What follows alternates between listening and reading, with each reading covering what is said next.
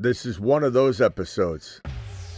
Alert. Stand down order in effect.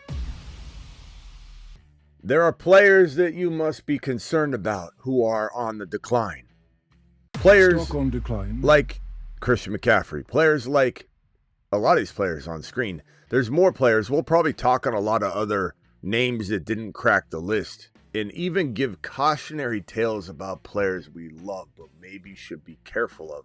I didn't put Saquon on this board. Saquon deserves our respect, and there's no way in hell I'm going to call him a bust in 2025, but there is a fine line between calling out these guys as do not draft players and then having a very candid conversation about the risks involved in drafting a Christian McCaffrey and drafting a Derrick Henry. So we're going to break down the bust, the absolute avoids, and then have those more dire conversations that we need to have. The Fantasy Football Show, Stand Down Order in Effect show, the Panic Chamber, if you will, show begins right now. Alert.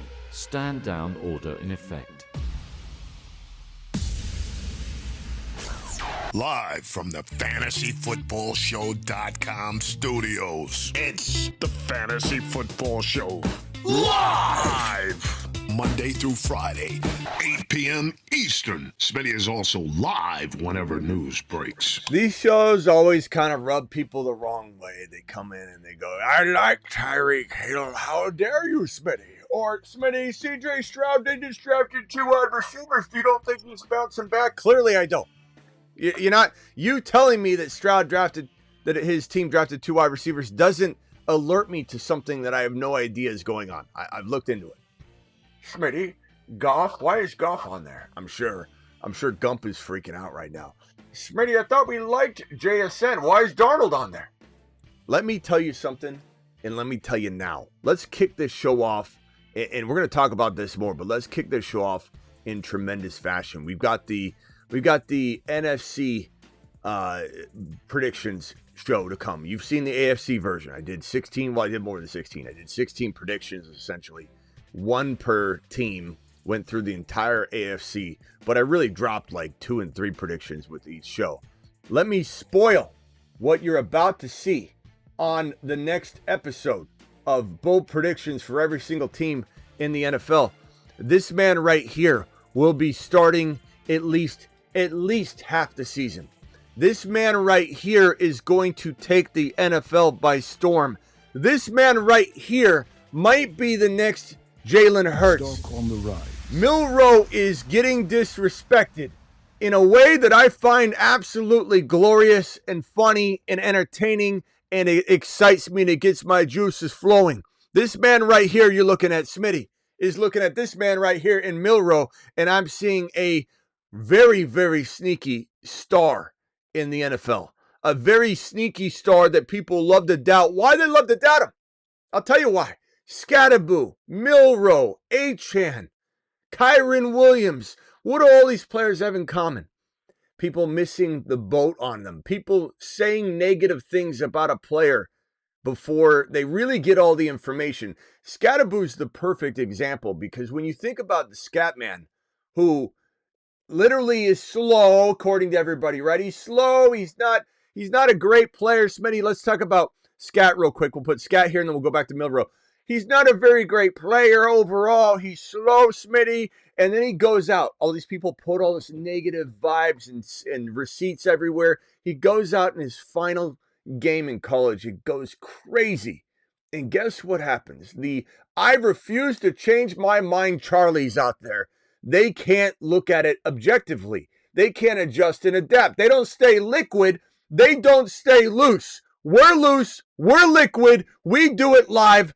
Kruger, tell them how important it is to stay liquid and loose in this business. Staying liquid and loose in this business is crucial, Smitty. You've got to be adaptable, always ready to pivot and adjust your strategy. Just like the ocean, you've got to keep flowing, adapting to changes in the market and staying ahead of the game. That's on the rise. That's it, Krug. That's enough. Okay, yes, keep it shorter, Krug. This is too long, too long-winded. Scat is the perfect example of what's going on with Milroe. Scat is the perfect example of what went on with Achane and Kyren. Remember, Achane and Kyren were supposed to get injured walking into last season. They're too small. Corum's going to take his job. Corum's not even the backup anymore. Kyren's going to get an extension. Kyren will do this video probably tomorrow. Kyren's already said, my best football is ahead of me. Just wait. Kyren's going to explode this year, and he's a third rounder. It's negative receipts. It's negative vibes that people toss onto different ones over and over, just piling them up. Let's stack negative vibes. Let's stack bold negative predictions when I have no evidence whatsoever. Everybody that doesn't like this guy doesn't like Milroe. I dare you to walk up to somebody that doesn't like Scat and ask them if they like Jalen Milroe. My guess is that 99.999% of people that hate Scataboo hate Milroe. My guess is that 99.999% of the time, someone that hates Scataboo hates Kyren Williams and doubts Achane. Why? It's a type. There are people out there that have a type to doubt the underdog when they weren't in from the beginning. If they were in from the beginning, they would love it, but they casted their votes and their receipts too early. So now everybody that hates this man, they can't like him. They've already put the receipt out there. I'm trying to train you to adjust and adapt and to be liquid. Be loose, right, Kruger? Loose and liquid. Keep it short. You're getting a little long-winded tonight. Liquid and loose. Tell them. All right, Smitty, here it is. Staying liquid and loose means being adaptable and ready to pivot at any moment. In this business, you gotta stay flexible. Okay, you're still long-winded, Krug. You're still long-winded. I got to cut you off. All right. So, Milroe, we're here, and you ask me, and I'm going off on a tangent. You're asking me, why do I believe that Darnold when I love JSN? I love JSN so much that up on the board here, we had for a while, we had JSN be top 4 or 5 wide receiver. That has since been taken off, but I really, really love JSN. JSN's protected, much like Neighbors is with his 3 quarterback situation. You've got JSN with Milroe and Darnold, and when Darnold fails, this man's going to take his job and never let it go. This is a professional, a guy that's ready to be. I'm going to take him off the board because I don't want people associating bust with him at all. Milroe is going to take. Let's get Scat off the board. Scat, we'll see you later. We have definitely a video on Scat coming. The Scat Man. Look at him. The Scat Man. Yeah, I love it. That's going to be his new image. You know, whenever we're talking about Scat, we have to wear the mask. The Scat Man. He's gonna be great in 2025. The people that doubt him they'll be very upset at themselves later. This is not a situation where you want to be a part of the doubters, because the Scat Man's coming for you, and he's going to do it live. He's going to do it live. Scat Man to the mother freaking moon. Let's give him the cook animation. Let him cook.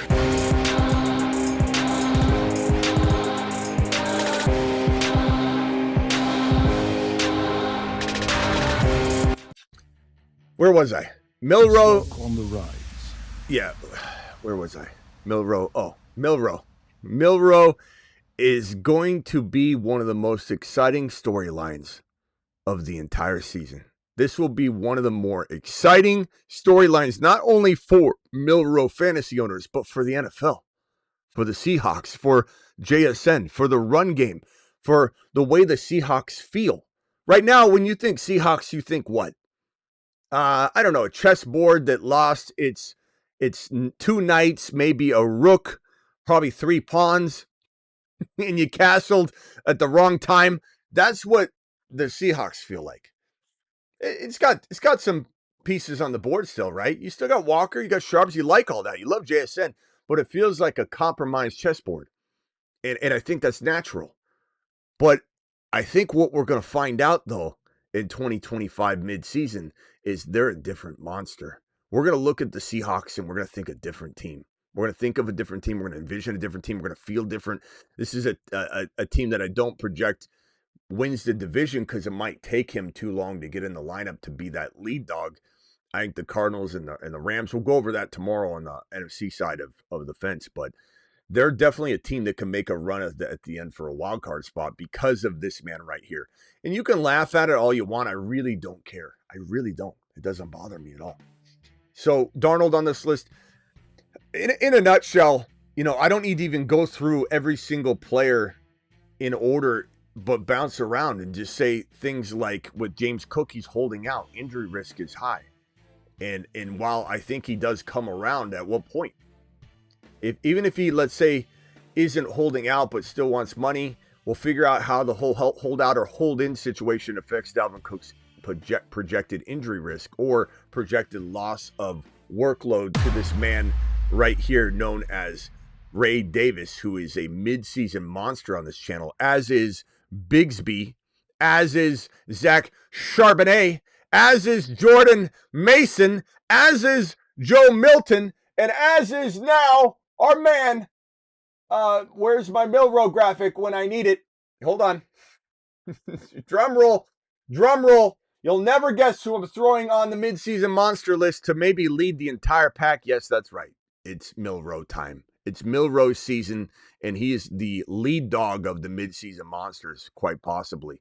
So congratulations to Milroe being one of the craftiest players, I think, walking into 2025 from the midseason monster perspective. Let's go!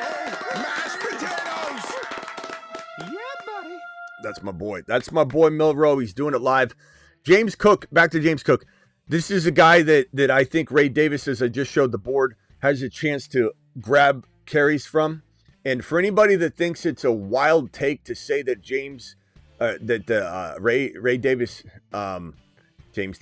Ray Davis is able to grab even a kung fu grip amount that he won't relinquish of the work from Cook during the season, even if Cook is on the field, I think they don't know how good Ray Davis is between the tackles. Cook is not going to lose his job entirely if he's healthy and on the field, but Ray Davis is exciting, and he's a good player, and he runs hard, and the touchdowns were actually pretty crazy when you break down Ray Davis's rookie season, where he didn't even have the opportunity that we wanted him to have. He didn't have an opportunity to unseat by any means. He didn't have a chance to unseat Cook. He wasn't like replacing Cook at all at any point, but he still managed to score 6 touchdowns, which is a pretty damn good number when you really break it down. This is a guy that did not start, did not have a chance to do much, and still had 3 rushing touchdowns, 3 receiving touchdowns, 17 receptions,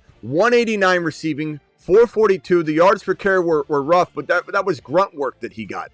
Very short yardage, type of stuff that if you mix in a lot of the other pop plays, that'll stretch that 3.9 out to like 4.5, 4.8. So I have no concerns about the yards per carry. Sometimes the yards per carry is an alarming number. That is not because of his usage being very, very rare, and he's still having 6 touchdowns. And when you look at James Cook, who walks out of 2024 with a outlier amount of TDs, so much so that you have to be concerned about regression. There's no player in the National Football League that I'm more concerned about regression than this man, James Cook. And I'll explain why and show you why. Here's his mother freaking game log, which indicates to me, and you should feel the same way, that this is an outlier season in 2024 that we got, and there's nothing but regression coming from James Cook. Nothing but regression. He dropped down from 1122 in rushing yards to barely cracking 1,000. He only had 207 carries in 2024. He had the 16 anomaly touchdowns mixed with obviously some receiving work as well. Let me throw his reception totals on the screen as well, because it's only fair to talk about his receiving prowess and success. But I do think that there's definitely concern. Let me throw this on here.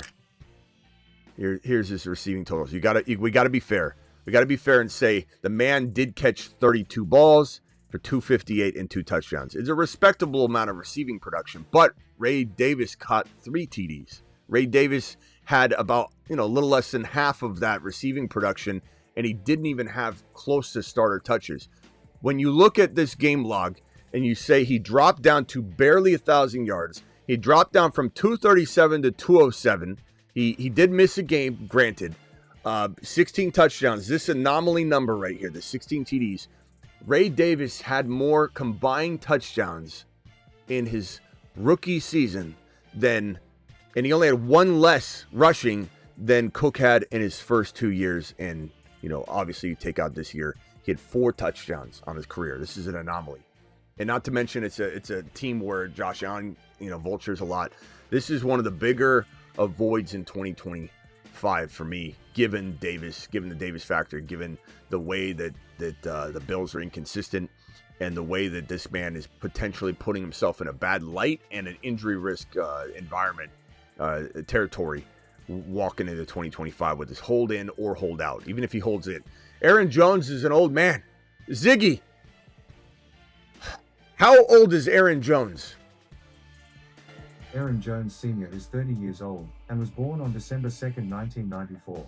So turns 31 during the season. We use Ziggy for like age and trying to calculate very small things like movie times, like we say, hey, Ziggy, what were the reviews on the new Fast and the Furious movie, the most recent one?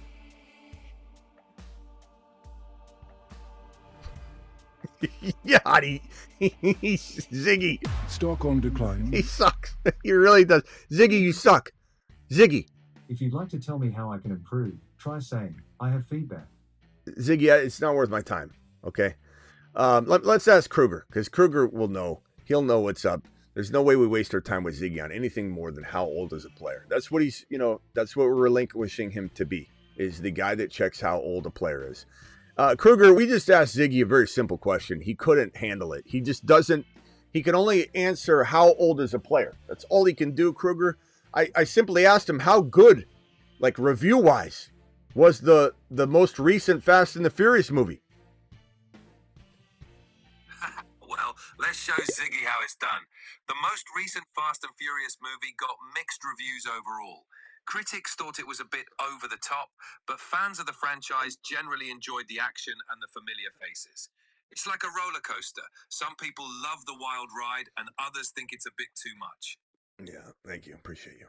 Okay, so back to the point. I'm sorry. Aaron Jones, very big likelihood this guy takes a tumble. Not a small tumble, a big tumble in 2025. He is turning 31 during the season. He has shown signs of I think, wear and tear throughout the years, and then he comes bouncing back. He gets injured a lot. He got injured an awful lot early part of his career until he got his nutrition and workout regime in order, and then he really took the league by storm. And I can say that with confidence and a sense of being proud, because we predicted his top 5 running back season on this channel. I believe it was the first year that the channel was up on YouTube. And he was one of our biggest breakout candidates that year. In the old studio, the very first studio, it was Aaron Jones, going to be a top 5 running back. Everyone's like, he can't stay healthy. Who is this guy, Aaron Jones? He hadn't broken out yet. So Aaron Jones, he's close to my heart. I got a nice little place in my heart for him. But look, he's turning 31. It's a business. This is a business. We got to stay loose. We got to stay liquid. I'm out on Aaron Jones. Not to mention, they brought in the guy named Jordan Mason. So they traded for Jordan Mason. Now, we got to pump the brakes on Jordan Mason being some sort of receiving monster, but he's going to be a goal line threat. He's going to potentially be a midseason monster. Jordan Mason is a very exciting player, and the Masonites need to get together and get excited about this kid. Where's my Masonite button?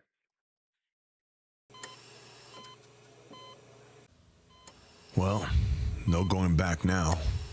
You sure you want to do this, Kyle? Yeah, we have to. Let's go. Start the procedure.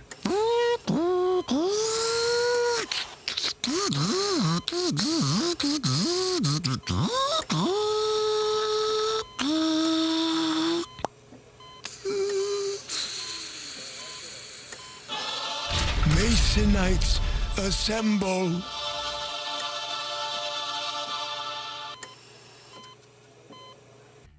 Lots of upside with Jordan Mason. Lots of upside.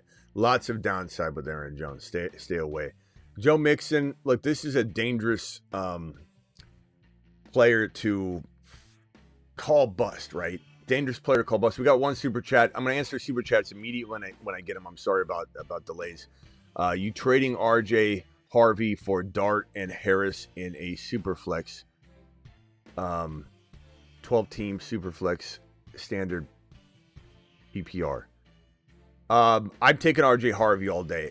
And again, I hate to say this as if I don't care about your quarterback situations, but you're always going to hear me say something along the lines of, it's not my fault if you've got crappy quarterbacks and you need to go make this, like, you know, take a bath type of trade. I'm not doing it. I'd rather find another solution to go get a Dak or a Fields or an underrated player. Go get Milroe. I'd rather draft Milroe in the second round, in the top of the second round in a super flex rookie draft versus taking Cam Ward. I'm not doing it. I'm taking RJ Harvey. I'm taking Henderson. I'm taking Hunter. I'm taking Hampton. I'm taking, obviously, Genty. All of those guys. And maybe another Scatterboo over Cam Ward in a Superflex. I don't care what your quarterback situation. I'm not yelling at you, Jerry. I don't care what your quarterback situation is. You're not going to hear the words come out of my mouth. Draft the position. Go ahead and get Cam Ward because you need him and you screwed up your quarterback room. So in the case of this question, and Cam Ward is much better than Dart. Dart could get there, though. Let's not rule Dart out with Neighbors and Dable. There's certainly upside. But this is upside versus RJ Harvey. Give me RJ Harvey all day long. You've just been Smitty approved.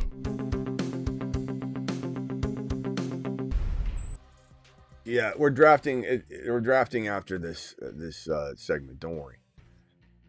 Thank you for the $2 hauler. And that's an easy question. Easiest one I've been given probably this week. Mixon is a tough bird to peg because this guy came out like a monster in 2024.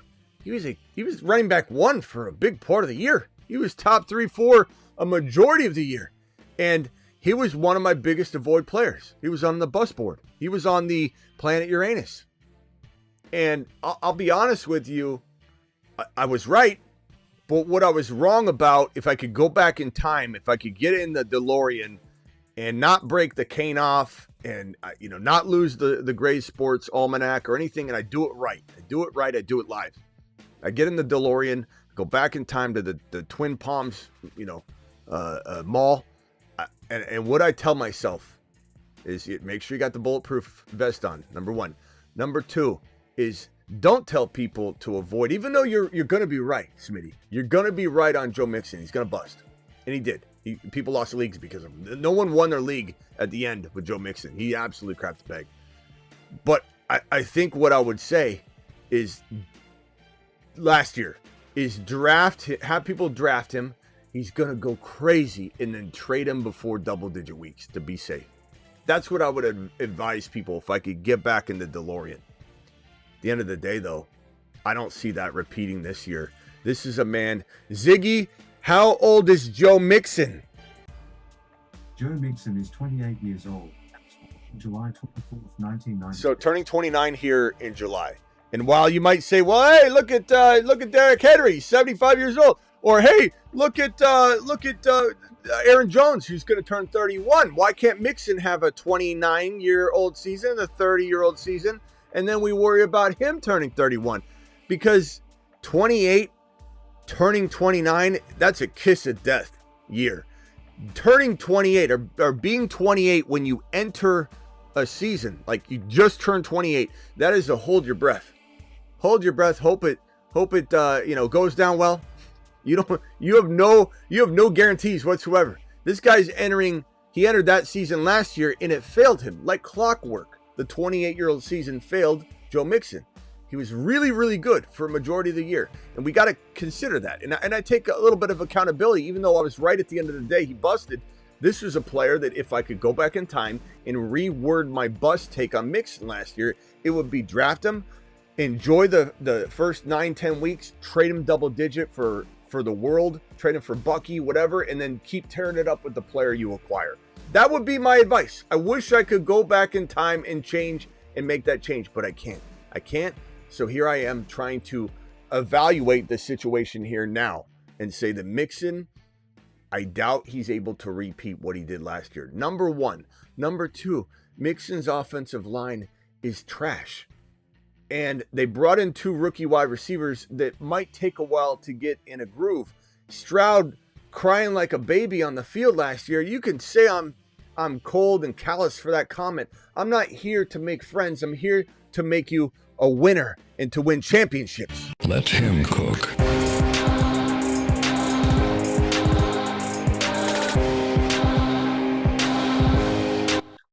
I'm not feeling Stroud. I'm not feeling this guy's supposed to be a leader. I'm not feeling anything going on here. And then their offensive line to boot is, who the hell knows what it is going to be? Last? Second to last? Bottom 10? A little better than we think? Joe Mixon, Stroud? I'm not feeling it. Nico playing from behind in the third and fourth quarter every single game. That's fine. I, Smitty, approve any Nico. You've just been Smitty approved. Any Nico Collins value is good. I'm fine with that. I'm fine with that. But there's no way in hell I'm putting my chips in the middle of the table right now for Mixon or Stroud. I would for Nico, but I will say Nico's injury prone a little bit in my mind. And you can argue that if you want. That's fine. But if they lose Nico for a handful of games, then what? It's even worse. But, I'm not avoiding Nico. He's not a bust candidate at all. But I'm not really loving the rest of this team. Not until they prove to me they can get it done. Not until this guy proves he can bounce back and be a leader. And last year, he did not prove that at all. Bryce Young and him swapped places, which was astonishing to think about at the beginning of the year. I would have called you completely crazy if you said, hey, Smitty, remember how you liked Bryce Young more than C.J. Stroud? And how dumb that looked after C.J. Stroud's rookie year? And I'd say, yeah. I'd put my head down and I'd say, I don't know how I missed that one. Well, and if someone came up to me, a future Smitty came up to me and said, hey, Smitty, by the end of the 2024 season, everyone's going to like Bryce Young more than Stroud. I would have said, you're out of your mind. You're out of your mind. I must have really missed on Young, and I don't think Young's going to be an elite player. When I ranked Young and Stroud, I liked Young better. And Young looks better now. Stroud looks bad. Not only did he not look like a good quarterback, and he looked just rattled, he was not a good leader, and he fell apart on the field. You can't fall apart on the field. You can't, as a field general, you can't fall apart on the field. You can't cry on the sideline in your player's arms and weep because somebody got hurt. Somebody didn't pass away on the field. Tank Dell didn't get taken from us or abducted by aliens, and we have no idea where he is. He injured his knee. It was bad. It was gruesome, but you don't go over and whimper on the sidelines. I don't like it. I don't like it out of my commander-in-chief on the field. And then he comes out this offseason and says, I'm going to become a leader this year. Why haven't you been a leader this entire time? How do you make a statement like that? To admit that you haven't been a leader? I want nothing to do with either one of these guys. Jordan Love, I feel so bad about Jordan Love. I don't think that Jordan Love is a safe player this year. Not to mention, why would you even go that route in a 1 QB? Superflex, you might have to delve into that, and I probably would, look into it, and Superflex is certain light, right? But I'd almost say, give me Fields and Milroe all day long over like Jordan Love or Stroud in a Superflex as my second quarterback. I'll roll the dice on Fields, baby, all day. I'll take Dak all day long straight up over Stroud and Love. Even if I've got to draft him early, I could give 2 craps. I'm doing it, and I'm doing it live. Love concerns the hell out of me. I saw him take major steps backward last year. I saw him not utilize the wide receiver room properly. I saw him not use Jaden Reed the way that Jaden Reed could easily be used and become the next mini Deebo Samuel light, because he's not as big. He wouldn't take as many carries, but he's a mini Deebo Samuel, a Walmart version at the very least. Love didn't do anything. He didn't utilize him. You ask him, who's your number 1 wide receiver? We don't have a number 1 wide receiver. We don't have a number 1 wide receiver. When he said that, I thought he's just either being an idiot or he's just being polite. Like, hey, I don't want to offend Dobbs. I don't want to offend. So we're going to say it like that. But we all know Jaden Reed's the number one wide receiver. They didn't use Jaden Reed. They didn't use Jaden Reed. They don't know how to use Jaden Reed. And what does this team do that hasn't drafted a wide receiver in the first round? How long has it been? I know Golden wasn't alive the last time they drafted a wide receiver in round 1, but let's ask Kruger. Hey, Kruger, when was the last time the Green Bay Packers drafted a wide receiver in the first round? The last time the Green Bay Packers drafted a wide receiver in the first round was in 2002, when they selected Javon Walker with the 20th overall pick. It's been a long drought for first-round wide receivers in Green Bay. This is a team that doesn't know how to draft a wide receiver in round 1. I think the tricky part about this is people are going to say, hey, Smitty, we know it's Javon Walker, Ethan. It's the theatrics of it, but thank you for answering. This is kind of like a situation where you say, okay, they haven't drafted one, so finally they got one. He's got to be good, right? Because they've waited this long. The buildup has been so long. He's got to be good, right? He's got to be good. No, keep in mind, this team doesn't know how to draft a wide receiver in round 1. They haven't done it for quite some time. If you send somebody out to drive a Mack truck across the country like Gump does for a living, and they haven't done it for 20 plus years, you can't just assume they're going to be the best at it right away. It's going to take a little time to get your feet wet again. They drafted the one guy out of all the wide receivers that I don't like at the hype level. They drafted the one guy that has never had 1,000 yards at the college level, and they stuck this one guy, Matthew Golden, if you don't know who I'm talking about, in the spot where, aside from, I don't know, maybe Josh Allen, we'll see what he does this year, but the one place where they don't make somebody a true elite one, they just spread the ball around like crazy. That's what Josh Allen does right now, makes me concerned about any receiver in Buffalo, and that's what Jordan Love does, because he didn't know what he had in Jaden Reed. Jaden Reed is better than Matthew Golden. I'm sorry, but maybe Matthew Golden as a prospect. Maybe Matthew Golden does become something special. I'll eat crow if I need to. But the fact that people are assuming that this kid, because he was fast, needs to climb draft boards, that's the worst decision you can make in the evaluation process and scouting process, is when you say, oh, he's fast, let's move him up. Worthy that was what we did with Worthy last year, and it's a rarity. It's a rarity because Worthy identified a skill set that people overlooked because they didn't believe he was that good of a wide receiver. But the thing that was different about Worthy is going back and watching his film, and I'm a little bit victim of this too, because Worthy did climb in my rankings after, not so much the 40, it was more so after watching him, how quickly he was evolving in camp and how good he was looking. And some say, well, he dropped a pass on day 1. He looked great in other aspects. This is not one of those situations where I think Matthew Golden, he walks into the worst situation to try to overcome the obstacles that I'm painting for you, that I'm mapping out for you. Jordan Love is in a void, not just because he's a total bust. I don't think that. I think he could be productive. I think in best ball, maybe as your second quarterback, could he unseat your starter once in a while with optimal scoring? Sure. I'm not saying he's going to bust out of the league. Like, understand that some of these guys, they aren't a bust in terms of NFL context. They're just somebody to avoid at their cost of entry in fantasy football. This is the fantasy football show. Am I suggesting that James Cook is getting unseated in week 2? Am I suggesting if he even shows up, he probably will? But am I suggesting that Christian McCaffrey can't linger in the league for 2 years on this weird kind of schedule of in and out of the lineup? No. Am I saying Chris Olave he doesn't have the talent or can't be really, really good for a handful of games? No, I'm not saying that. I'm saying cost of entry, these guys are all avoids. Jordan Love, you have no business drafting Jordan Love when you can get a much better quarterback, probably at the same cost or in some variation of value that does not hurt the piggy bank when you go buying a QB and you got to, resort to Jordan Love. Anybody saying Jordan Love's going to be fine, Jordan Love's going to do good, Jordan Love, you're wrong about Jordan Love. You own Jordan Love in Dynasty. Congratulations. You're making it very evident. Or you're gonna lie about it. Say, I don't have any skin in the game. I just like Jordan Love.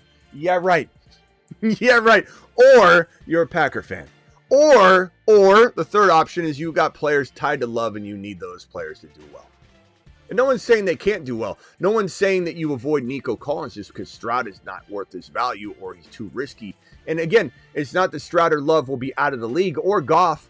It's just these guys aren't worth their cost of entry, and they're not worth starting in fantasy when you can go get a much safer option at virtually the same price or overpay a little bit and get a solid production. We talked about Darnold. Milroe is going to unseat him. Goff losing his offensive coordinator, Ben Johnson, who really kind of sculpted him into a paper tiger that has looked really good over the last couple years. And you got to look back to the point. And Goff's really good with drills, kind of like, Russell Wilson goes out there and does moon balls in the drill contest, and you think, this guy's pretty good. Goff's always really good with those things. And Goff is a good quarterback. I'm not saying Goff's a bad quarterback. He's a good quarterback, but he's been playing at a level a little higher than good for a while. And fantasy-wise, good doesn't get it done. Good quarterback, Love? Sure. Good quarterback, Goff? Yeah. Is Stroud a bust in the NFL? No. Is he a good quarterback? Yeah. I think Stroud, Love, and Goff, and Darnold for that matter, are all good quarterbacks, but good isn't good enough. We want great. If you're not first, you're last. Ricky Bobby told you. His dad told you. And it's a real simple concept. These QBs are not worth their cost of entry, and you're not absolutely exploding and smashing your league to pieces drafting these four guys. Tyreek Hill, take him if you want. I want nothing to do with him. Especially when you got to draft him like in the second round or the top of 3. Look, you've got Tyreek Hill. When he's on the board, you got Kyron, you got JD5, you got Josh Allen, you got Bucky, you got Breece Hall, you got Hampton. Is anybody really taking Tyreek Hill after a debacle season with a debacle quarterback situation that might get improved by bringing in a QB coordinator in Bobby Slowick, who got canned and was a scapegoat in Houston? Another reason why I don't believe in Houston, to get rid of Bobby Slowick. What a dumb organization right now.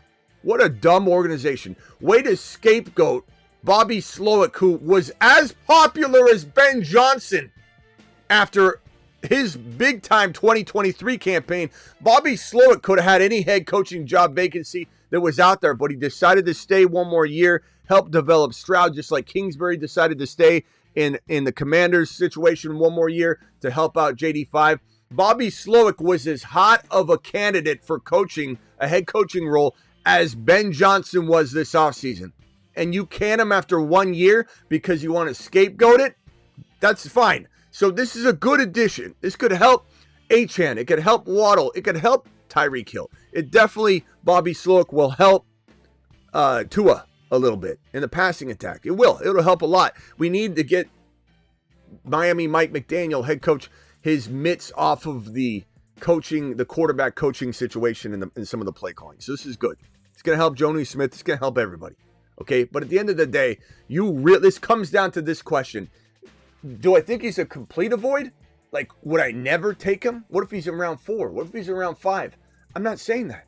Listen to the words coming out of my mouth. I don't think some of the haters that especially in the comments later, not so much the live stream, that say something about Smitty, you're going to be wrong about Tyreek Hill. You watch, he's going to be worth like 25 overall value. Like, could he? Sure.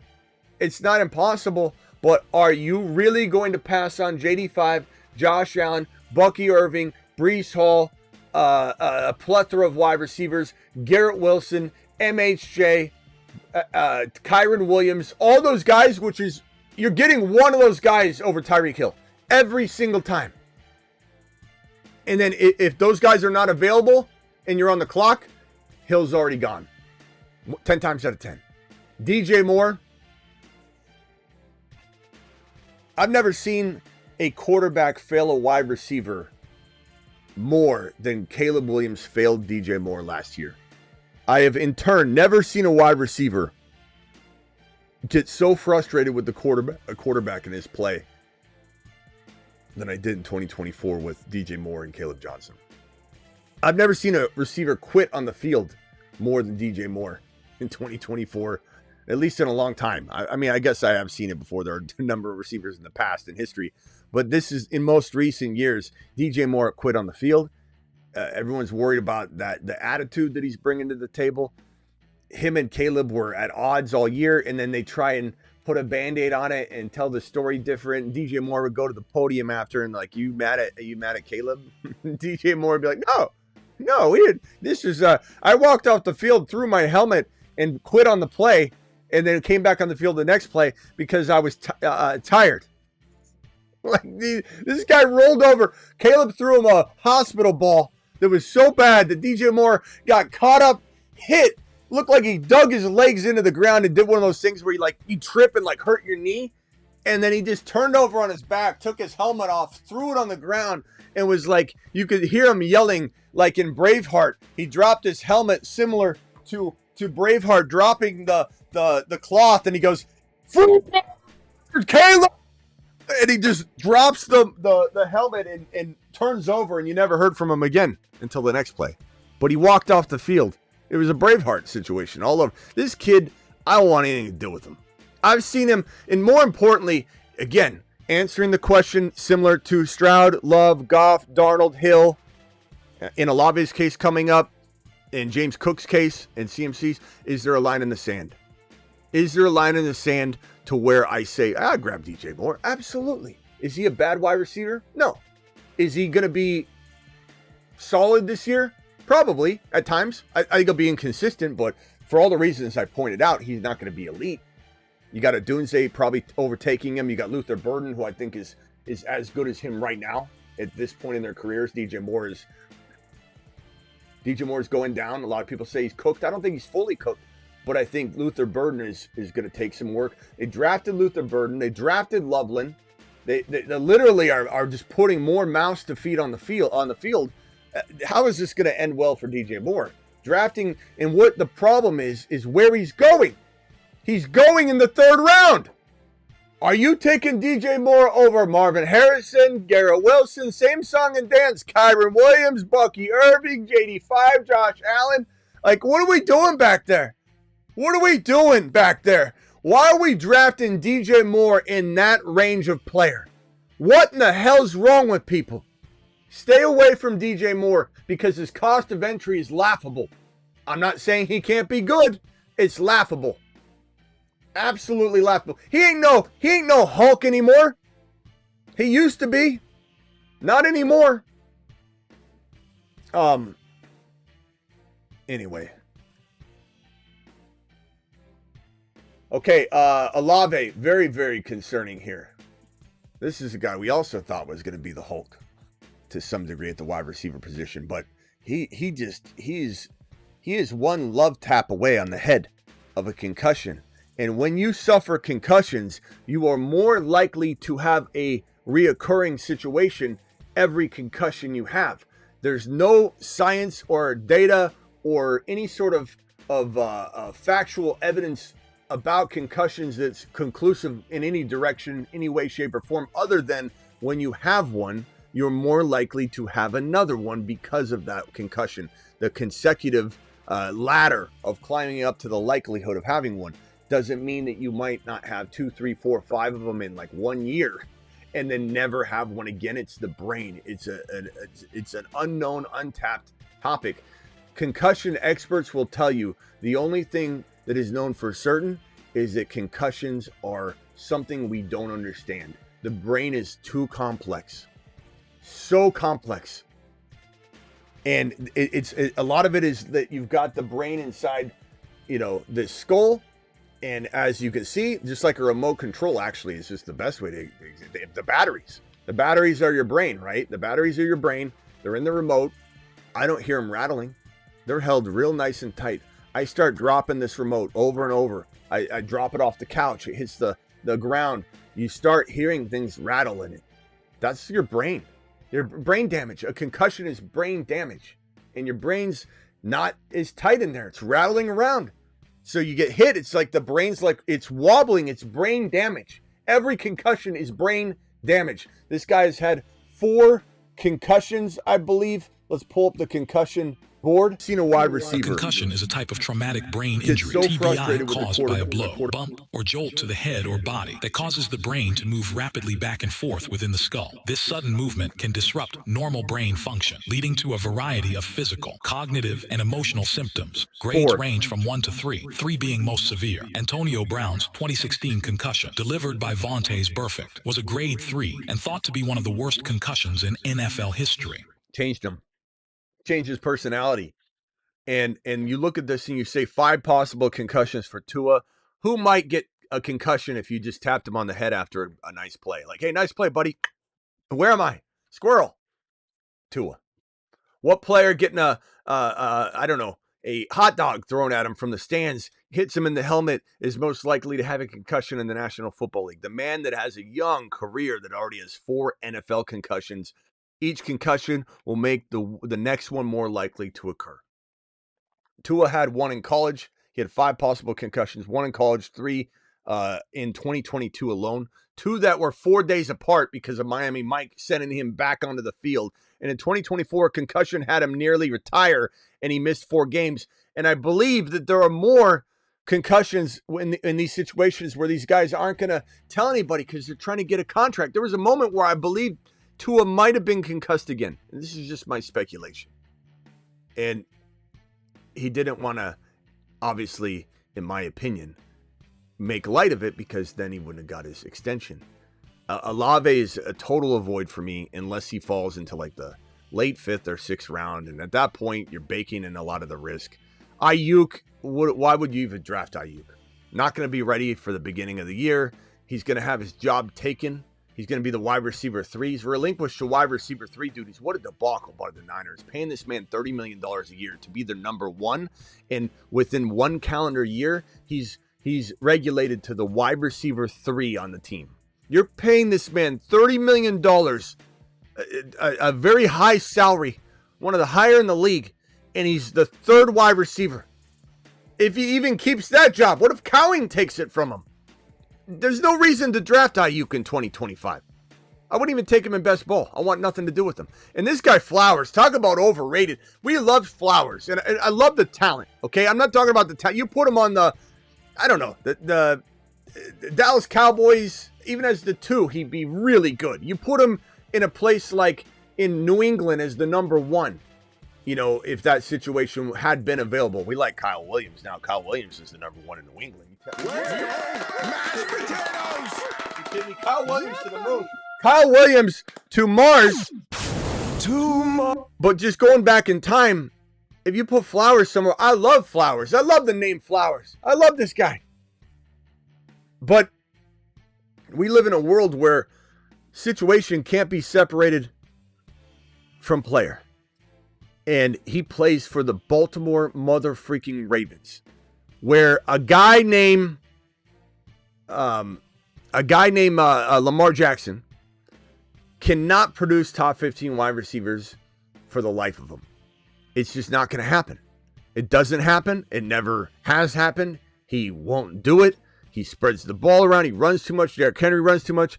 And if things go perfectly, nothing's going to change. And if things go badly and let's say Lamar gets hurt, then he's toast anyway. And if Derrick Henry gets hurt or slows down or something, which is a very likely thing to happen this year, even though we keep saying he's invincible, then I don't think they just throw to him more. I think the whole thing starts to fall apart.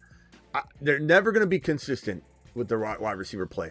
And again, as I said with Stroud, Love, Goff, Darnold, Hill, Moore, Olave, Mixon, even Cook, and CMC. Is there a line in the sand where I take Flowers? Sure. Like, make sure you understand what I'm saying. Don't get confused and think that I'm saying one thing when I'm really saying another, because it's vital for you to understand what I'm saying in this. If Flowers was going, let's say, here's round 3, here's round 4, here's round 5, here's round 6, here's round 7. If Flowers were going like right here, that bakes in the risk I'm talking about. You can have him finish as wide receiver. Let's say he cracks number 15 or 15 to 18. That's fine. That is good value. But the problem is, ladies and gentlemen, he's not going at round 6 or 5 or 4. Flowers is going in round 3. Do we need to keep rinsing and repeating the theme of this show? Do you take him over Garrett Wilson? Do you take him over MHJ, Bucky, Kyron, Brees Hall, JD5, Josh Allen? It goes on and on and on. The answer is absolutely a 0% chance. You've just been Smitty disapproved.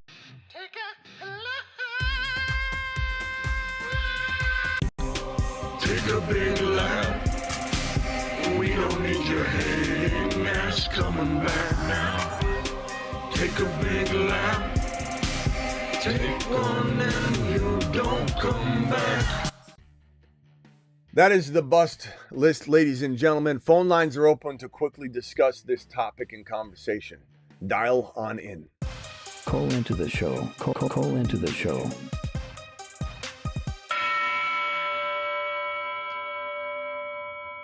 Phone lines should be open, so dial in and we'll do it live. Appreciate every single one of you.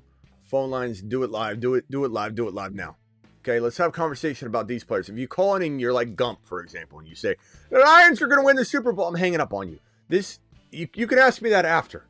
Just ask me something about these players or another bust candidate. Like Smitty, you didn't mention him. What do you think about this? Now, in the meantime, let me say this. In the meantime, I will tell you this. I believe that there are a handful of players that still need to be talked about. Not in the bust sense, but in the sense of there's huge concern and huge risk level involved. And that would be this man right here, Saquon Barkley. Or it would be Derrick Henry. Guys that you don't want to say the term, oh, yeah, they're going to bust. They're going to be a bust for sure. They're a total avoid. I'm not saying Saquon's a total avoid.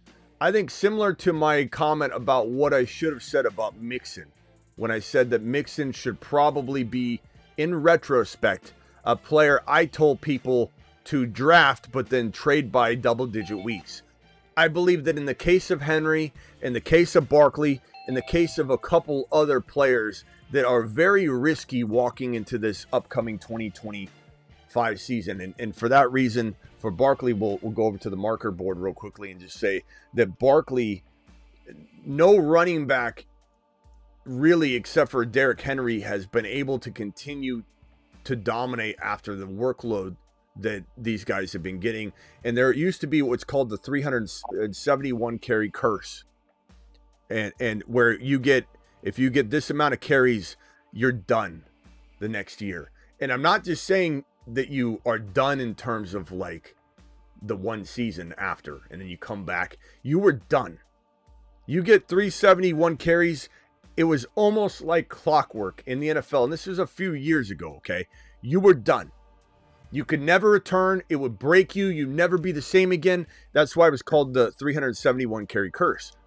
Now, there have been some players that have busted through that and still developed and done well and all that. And it depends where the player, has that kind of workload and at what point in their career. Barkley had 430 something carries last year and 470 something total touches last year. So not only did he pile drive through that 371, he exploded past it. And he also is a very injury risk player, a very injury riddled player, a player that has had numerous injuries and has been beaten up and faced 8-man front after 8-man front in ways that have probably worn his body down, in ways that I predicted Todd Gurley would fall apart. And I got so much, if you guys remember when I first started the channel, this was like maybe year number 1. I think it was year 1. It was the no Todd Gurley. I took a hammer to an iPad and I broke the iPad saying no Todd Gurley. It was a big old like commercial for my YouTube channel launch and everything. And I got so much pushback on that. Todd Gurley's the man. He's amazing. There's even a stat that came out today that it was going viral that said Todd Gurley since 2020, he hasn't played since 2020.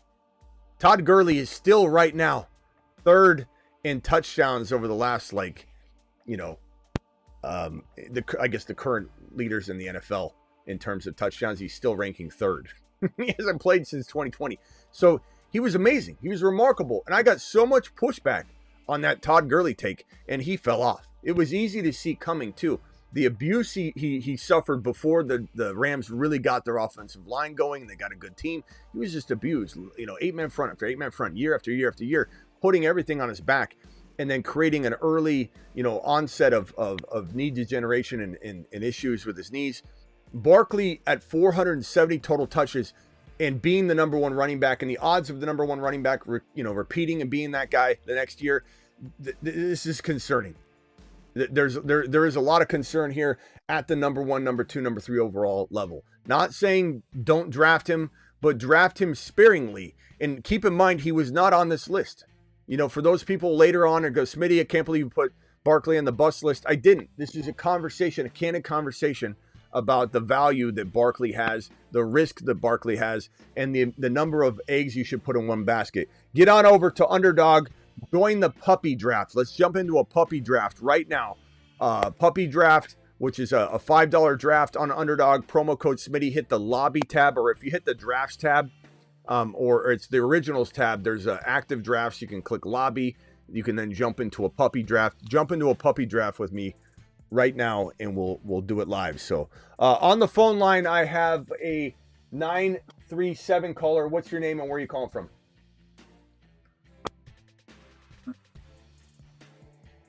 Backwards Matt, what's up, my guy? This is Backwards Matt from Ohio. What's up? What's up, Smitty? Hey, I just got a question for you. I got offered a trade. All right, that's why he's called Backwards Matt. We can't hear a word you're saying. Your phone's cutting in and out. Matt. Try calling in again. 609 caller, you're live.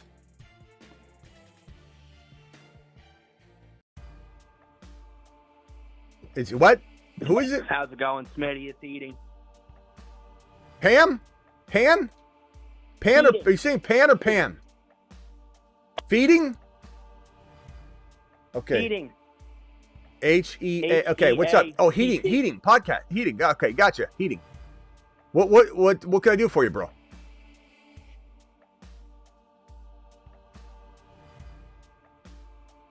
I was thinking, you have Jordan Love on your list of avoids, but you don't have Caleb on there. And they got this. You guys got to fix your phones, man. I can't hear either one of you cutting in and out. I don't think it's my setup either. Hold on one second. I hear it. Let me just maybe it is my system, but go ahead. Okay. Okay. Why don't I have Caleb on the list? Because I could have. I mean, everyone knows I've already said Caleb's a bust. So, like, if I was going to try and be productive with this list and say, hey, let me give you some new insight on some players, I didn't want to waste the Caleb Williams. Like, remember I said we'll open the forum up, like, who else needs to be added to the list? Who do I think will do well that other people are calling busts, et cetera, et cetera. So that's what this open forum is for you to say that and for me to say, of course, I have Caleb on this list. But I didn't want to waste a spot on something you guys already know my take.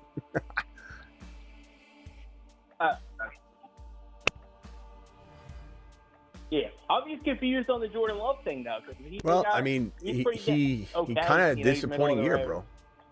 He took a big major step backwards, and being confused on it's, I think, a strong word to use, confused, when, I mean, it's more like you believe that he can bounce back. Like, I think that's more appropriate. Like, I believe that what we thought he could be, he will be this year because they added the receivers. But I think nothing from last year should indicate that, like, that's confusing, in my opinion. I just think that also what it comes down to, like I described, bro, is what other quarterbacks you can have. Look at this right here. Why on earth would anybody draft Jordan Love as their one QB starter? Again, Superflex is different because you're taking stabs at different. But look at this. I mean, Josh Allen, Lamar Jackson. Whoops. Oh, right. Yeah. Josh Allen, Lamar Jackson, Jaden Daniels, Jalen Hurts, Joe Burrow, Patrick Mahomes, Baker Mayfield, Caleb, and I don't even need Caleb in there, but Kyler Murray, Bo Nix, is so much better than where he's ranked right now. Fields, you got Herbert, Drake May on the rise potentially. Like, Dak Prescott's down below CJ Stroud, but like, at what point are you saying, yeah, I'm just gonna kick quarterback down the road like a can, over and over and over, and I'm gonna bank on Jordan Love? You know, in no way, shape, or form did I say that Jordan Love would hamper the entire offense. I just don't think in fantasy he'll be anywhere near the cost of entry or worth having in your lineup in 1 QB. And in Superflex, I still think there's other quarterbacks I'm trying to get. Would I take him as a Superflex quarterback? Sure, because a good quarterback's still good in your QB2 spot. But he has no business being in anybody's 1 QB lineup at all. Zero. You take you take Jordan Love as your number 1 quarterback in a 1 QB, you're losing. Right, that makes sense. You're so far behind at the QB position.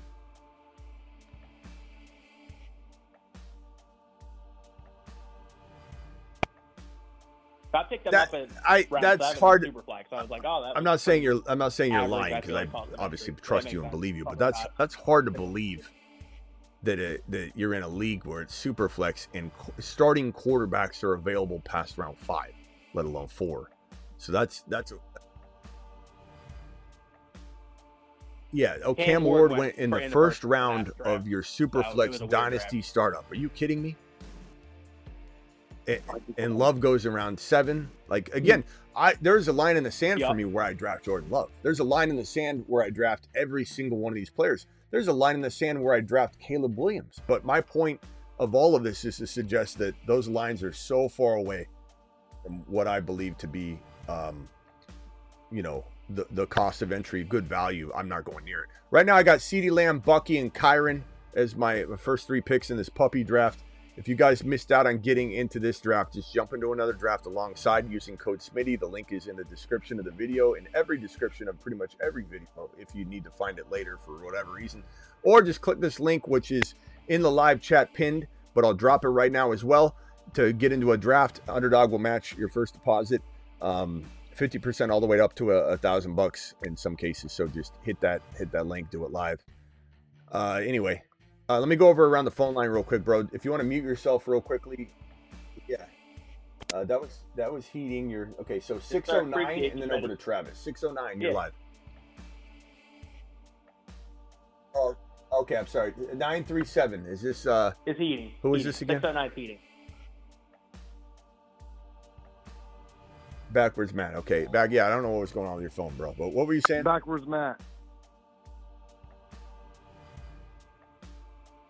Yeah, it was echoing real bad. My bad, Smitty. But I just got a question for you. He keeps doing this. Now, I got offered a trade.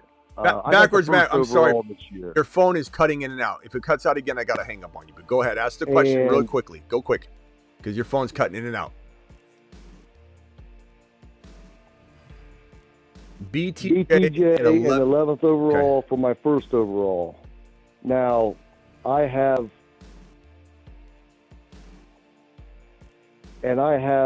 aging running backs. I have AK-41, King Henry, and Aaron Jones. Obviously, I'm going to go with Gente. I declined it. Did I screw up? Who the hell is Gente? You mean Ashton Gente? Okay. So you declined. Yes, sir. You would have got BTJ and the 1.11 rookie pick. BTJ and the 1.11 rookie pick versus Gente. Right? Is that right? I would probably take Gente, my boy, but yes. It's very, very close. It's very you could understand why somebody, especially if it's full PPR, could be like, what if I get Harvey at 11? If you could guarantee me you get Harvey at 11, which happens more often than I expect, then I probably would rather have BTJ and Harvey. If you're hurting at RB and this helps you, but at the end of the day, I can't assure myself that that's going to happen. So, unless you could, I would say Gente's my pick. But it's our. All right, my boy, appreciate you. Thank you so much. Yeah, call anytime. Maybe stand on the roof, though. All right, man. Thank you. No, maybe don't do that. Bruce, hang on, Bruce. Let me go over to Travis real quick. Travis, you're live?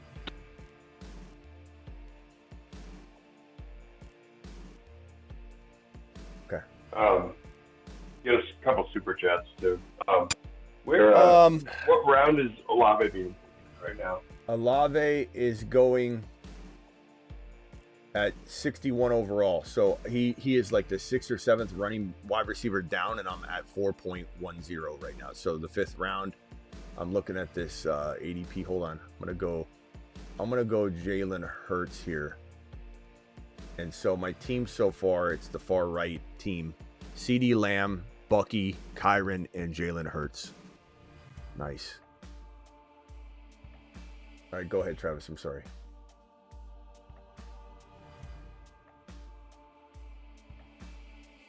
So, no, it's all right. I didn't. So we're looking at Olave. Everyone. No. Yeah. Are you hearing that? Every caller. I don't think it's on the live stream, but every caller there's like an echo. Where okay. Whatever we say, it's said again. There's a good DK. There's a lag in the phone call. That says there's a lag. All right, let me go ahead and turn this on. Hold on.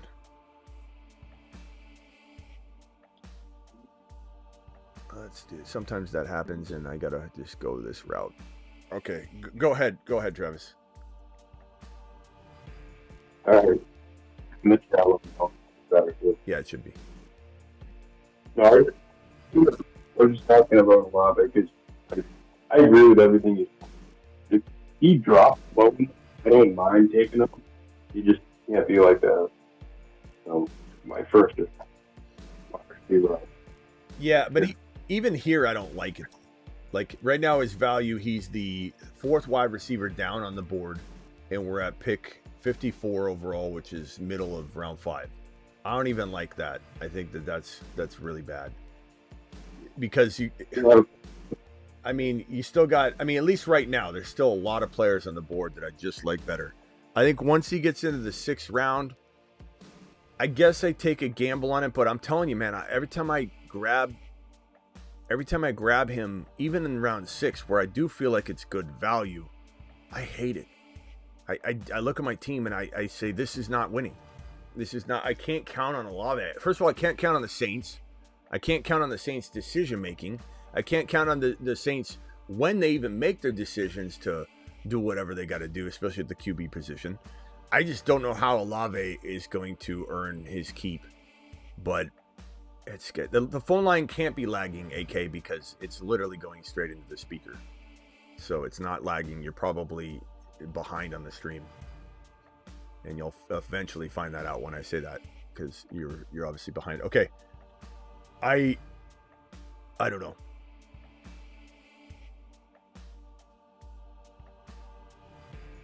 Yeah, I think you're right.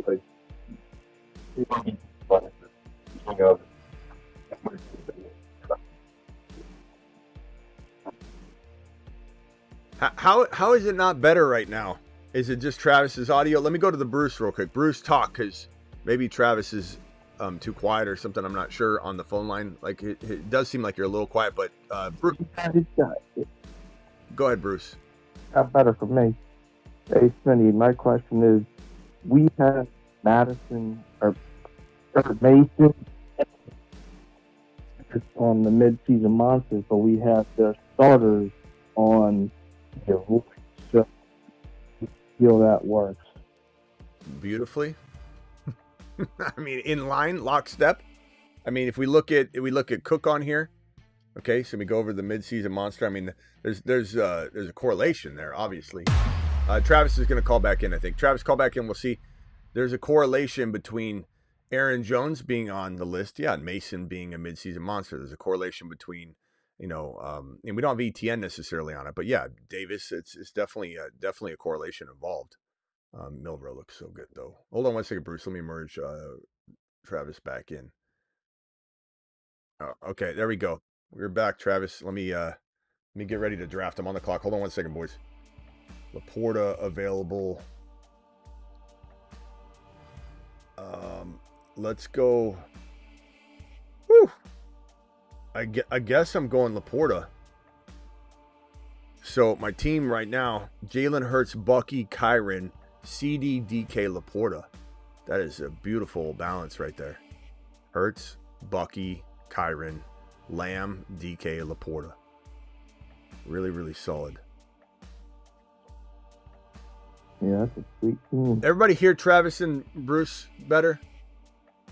I don't know how there could be a phone. I mean, you sound louder.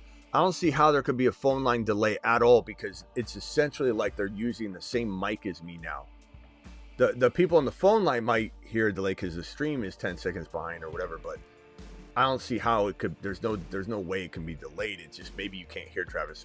You couldn't hear Travis perfectly or whatever. 1 second. Let me make this pick here. I've got Hurts, Bucky, Kyren, Lamb, Metcalf, LePorta. Matthew Golden just went. I'm on the clock. Pickens is there. I have DK. That's an interesting take. I don't know that I like any of these players here.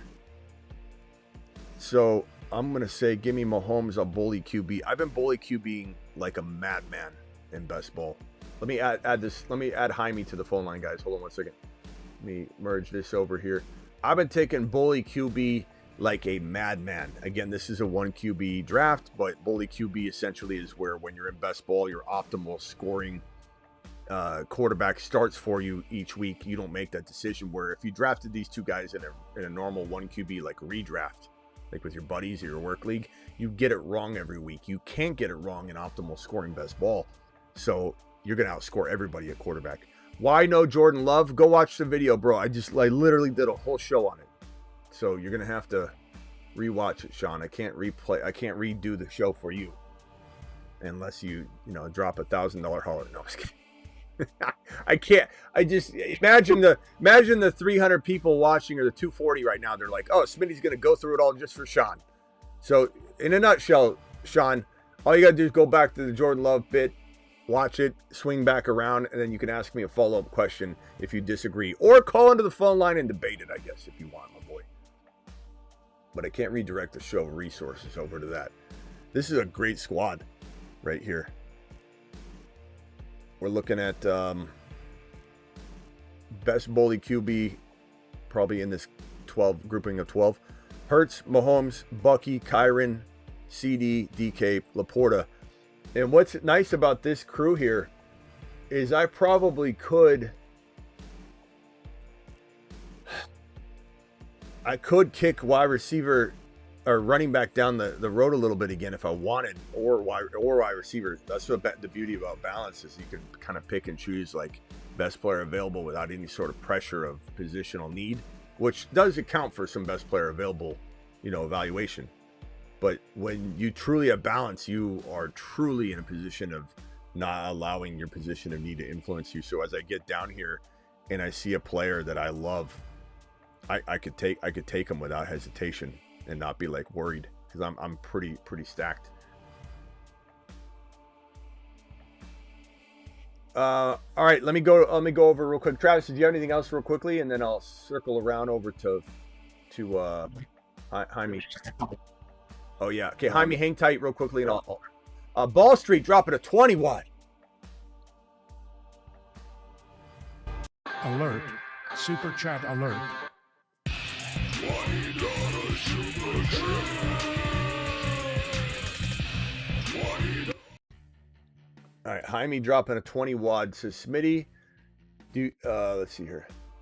Do you see any recency bias to what last season that might create opportunities? It's a great topic for sure. And I'll even write this down because I do attack this, but the wording and taking recency bias into effect in terms of like the show title, and how to make sure like we know the difference between things that are a pattern, a predictable pattern, or things that we can take advantage of that people will have recency bias on. Recency bias, if anybody doesn't know, essentially where the most recent thing that happens you take into account and you're not fair to the situation and you don't look at it objectively. I'm going to go Cam Scatterboot here and get my RB3 on the books here. Bucky Irvin, Kyren Williams, and Scatterboot, CeeDee Lamb and DK, LePorta at tight end, and bully QB Hurts and Mahomes. Fantastic squad. Recency bias would be something along the lines of a positive one would be James Cook is a touchdown monster. He has no evidence of being a touchdown monster in previous years. Total outlier. Recency bias would have you thinking he's one of the best rushing running backs in the league in terms of touchdown production. A negative recency bias would be, hey, Saquon Barkley going into the Philadelphia Eagles situation, he's going to get hurt again. He didn't do, he doesn't break big plays or Hurts has so many rushing touchdowns. Recency bias tells me that's not going to change and Barkley's not going to do well. So those are like two totally different examples of missing the boat on it. And Kelsey is a good option here because I have Mahomes, which gives me a stack that I really like. I love, man. I'm going to go ahead and say, give me Zach Charbonnet instead. Oh, no, I timed out on Kelsey. That's right. Okay. I queued him, so I made sure. It's good either way.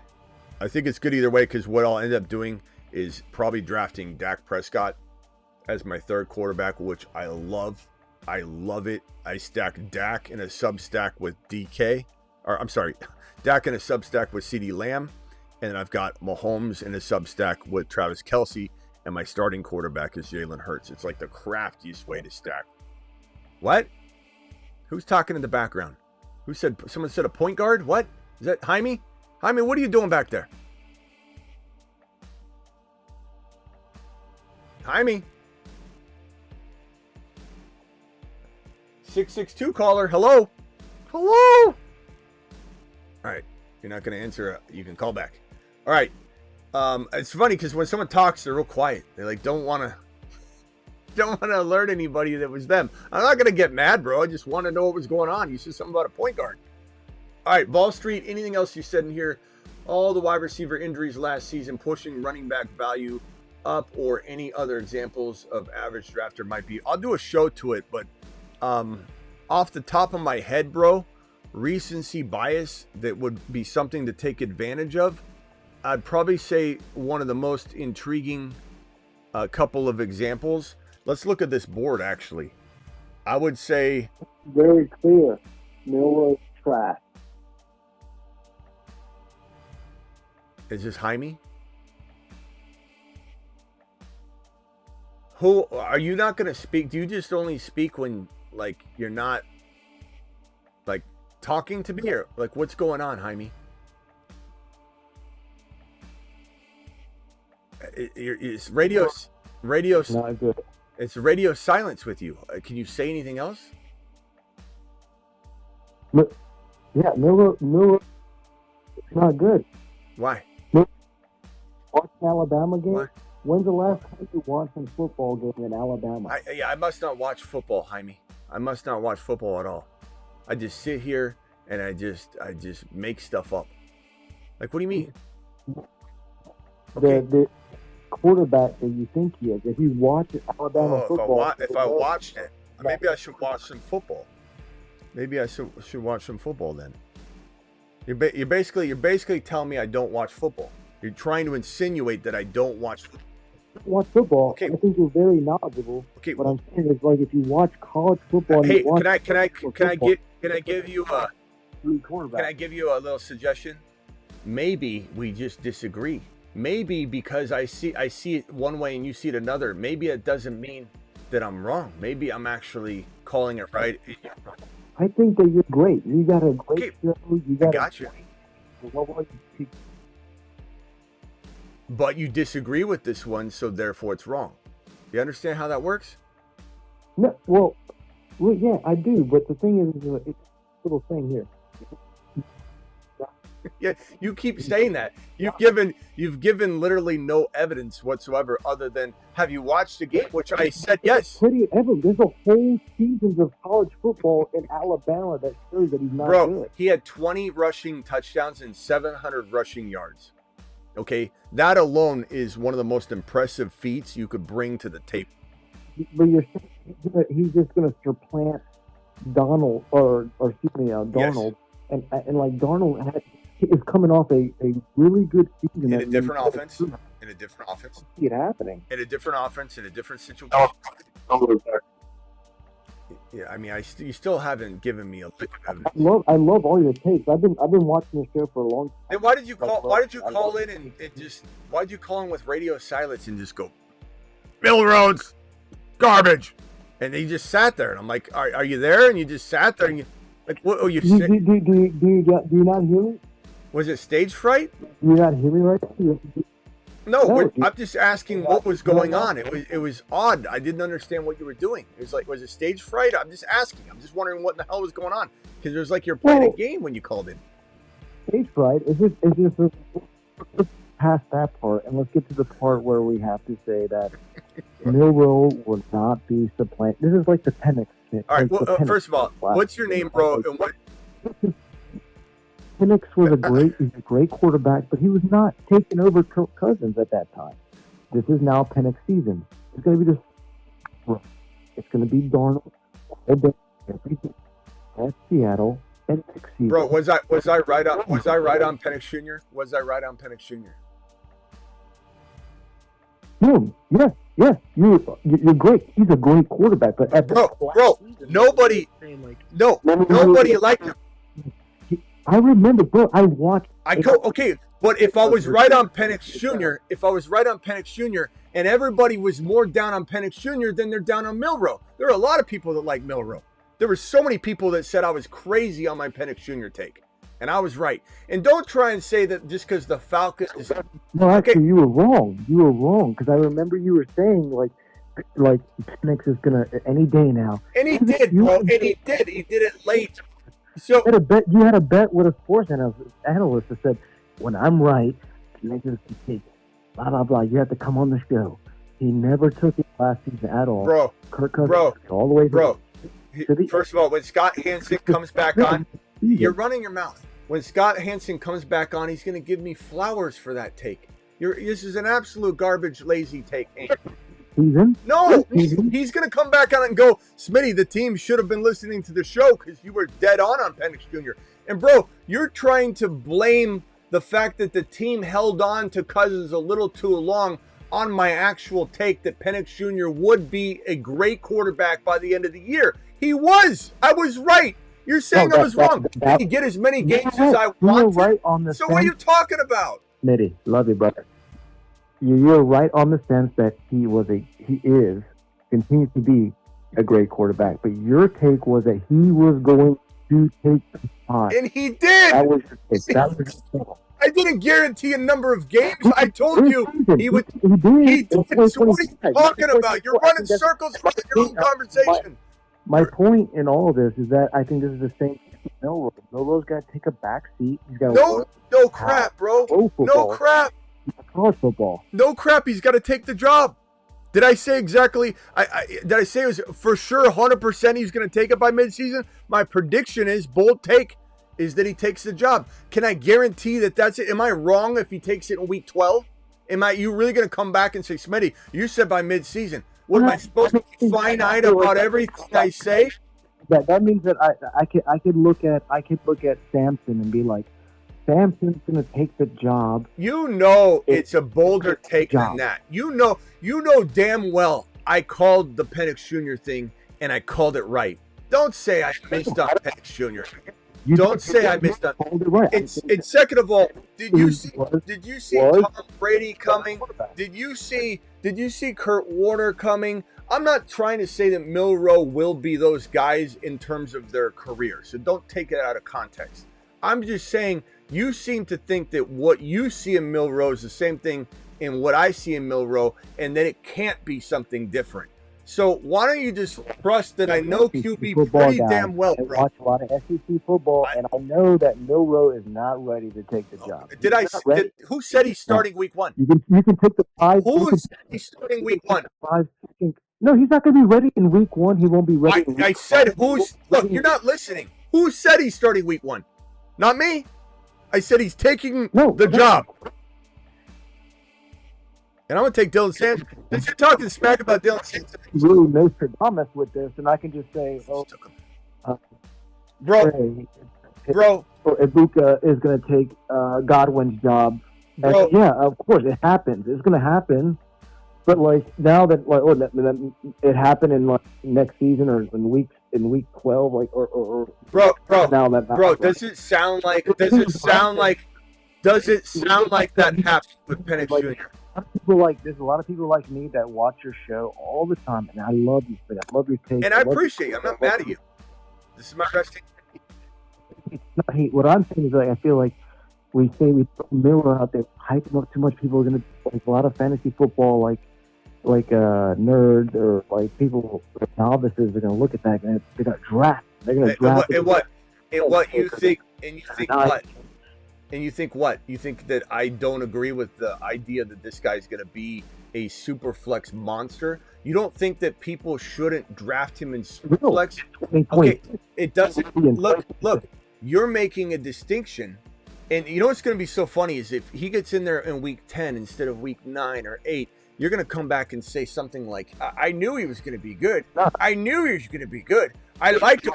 I just didn't think he was going to take the job right away. And he can take the job right away. So, Smitty, hey, hold on a second. Let me finish what I'm saying. Yeah, bro, I've heard this, but the thing is, I've heard this over and over, and they never call back.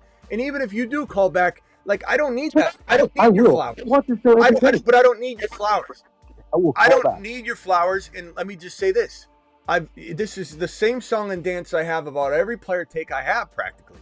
Like, you don't think I push up against people saying Bucky's bad. You don't think I pushed up against H-Chan hate all the time. You don't think I've had crazier callers than yours on H-Chan or Kyron over and over and over and over and over. Like, look, bro, you're trying to define where Milroe's going to get inserted into the lineup.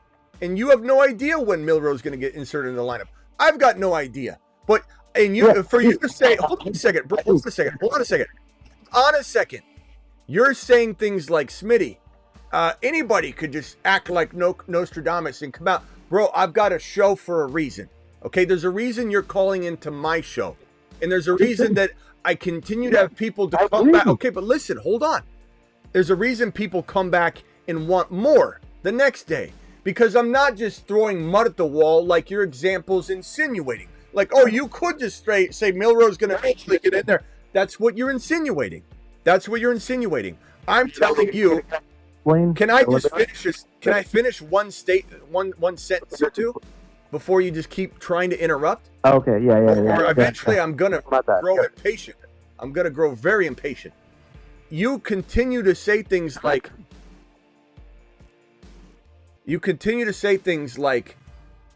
anybody can say that and come back, or that I got the Penix Jr. thing wrong because it happened in the final handful of games versus happening week 9 or 10 or 11. You insinuate that somehow, and you did, you could say whatever you want, but you insinuated that I lost in a sense, or I didn't look good in the challenge that Scott Hansen and I had about Penix Jr. coming in and playing like a top 10 quarterback. He came in and played like a top 10 quarterback. Mm-hmm. He didn't play like a top 10 quarterback in enough games for Scott Hansen to come on. And maybe he'll say, I wanted to come on because it was such a cool thing to watch him do what you said he'd do. He just did it a little later than we thought. We don't know what he's going to say when he comes on, bro. He might actually come on. I was going to time out, so I grabbed him so early. I was like, I got to grab a tight end. All right. So anyway, it's funny to me that you look at it that way, that it was a failure of a prediction with Scott Hansen, that I missed on that. And you totally insinuated that I missed on that. I think everybody in here would say that Smitty more nailed the Penix Jr. call in the Scott Hansen challenge than he missed it. I just didn't have enough time. Okay. That's it. He got to where I said he'd get. Okay. He did it during the season. He did it at the end of the year. He's a top 10 quarterback walking into 2025, and I called it, bro. And you're trying to take that away, and I'm not going to let that happen. Not on my watch. No, sirree. Nope. Let me clarify. Because I feel like I was talking over you for a minute, and then like we couldn't get messages across. So what I'm saying is this: expectation management for fantasy football fans, and like, because that's what I am watching your show all the time. And so I knew last season that Penix wasn't going to get a chance because you knew there, and we know you knew. Well, I mean, I mean, like, I can't say with any kind of like 100%, but like it was very clear to me, anyway, that Penix was never going to get a chance to go up there because of the investment that the team made into Kirk Cousins. And so I feel like this is a very similar situation where we have a very capable quarterback in Milroe, but Seattle made a very okay. Can I just ask this question here? You capable investment in Sam Darnold. You said you said so many contradicting things. You said Milroe's fully capable. You said, yeah, of course he'll ball in 2026, and you just said Milroe is a garbage quarterback when you called into the show. You're contradicting yourself up and down. He's garbage. It's like right now, if you put him on the field right now, put him on the field week 5. He'd be garbage. He's garbage week 5. Bro, did you see him play in Alabama? I love you. Bro, you asked me that 10 times. Do I look like a moron? Do I look like a complete moron to you? Because you keep saying that. If you watch football, if you watch your game, bro, you called him garbage, and then in the next breath you said he's gonna be great in 2026. That's finish him. Call terminated. For that, I think everybody's tired of it. I think everybody's heard enough of this running in circles. When you say on the phone line, what was his name? Did he say what it was? If you're in the chat, say your name, bro, and that way I'll put you in the system. I don't mind. You can call in again, but you're getting hung up on that. That was garbage. That was just he said that Milroe was garbage. First words out of his mouth, he said like this: garbage. Oh, did I time out? I got timed out on Sam Darnold. I got on Sam Darnold. No! Oh, you know that's a sign that I my bedside manner. Karma got me. Oh, wow. What was I saying though? Sam Darnold, son of a bee. That he came in one way and switched it up. Yeah, he was passive aggressive. Yeah, the mere fact that a couple of his points were just ridiculously. I can't believe I kept him on the phone line that long. But the fact that what was his name? Did he say what his name was? If he says his name in the chat, we'll put him at as Stage Fright Sammy until he calls in and gives us or tells us what his name is. But Stage Fright Sammy, first thing out of his mouth, bro. First thing out of his mouth. Hold on, let me see what I need in terms of picks. Darnold, damn it. That sucks. Let's go wide receiver. Let's go Jalen Royals. Okay. Feel pretty good. Even though I wasted that Sam Darnold pick after that. What bad luck.